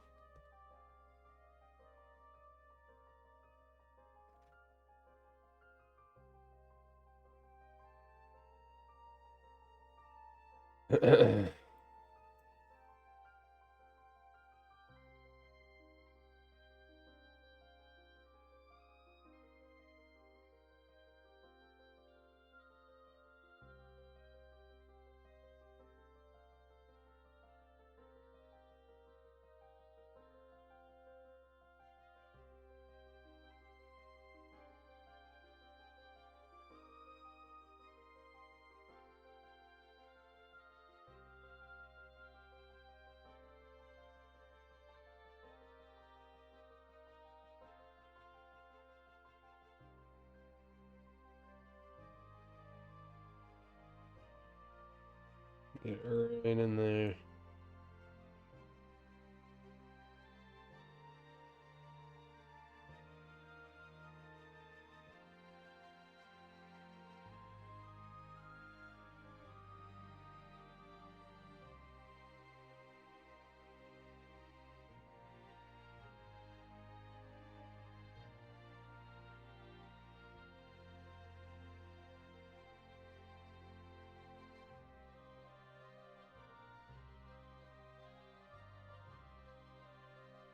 There you go, good enough. Gives the idea.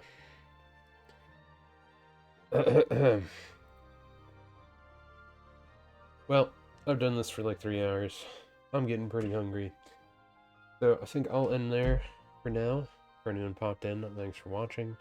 I wasn't sure if I would get to writing anything or not. I was thinking about just working on some of my novel stuff, but I think we'll leave it there for now. Work on a little bit of the drawing, get some of the concepts down. I can understand why they would want you to use shapes. It seems like cylinders and circles would probably be the best shapes for drawing like people. If you get those down, it seems like you could do a lot. You can make a lot of bald people at the very least, if you can do cylinders and circles. So circles seem very important for sure. But yeah, I'll probably keep trying to stream myself learning this. Drawing tablet's supposed to come in the 14th, so I'll probably not do more of these art stream things until I actually get the drawing tablet, so I can, you know, make it not terrible on myself.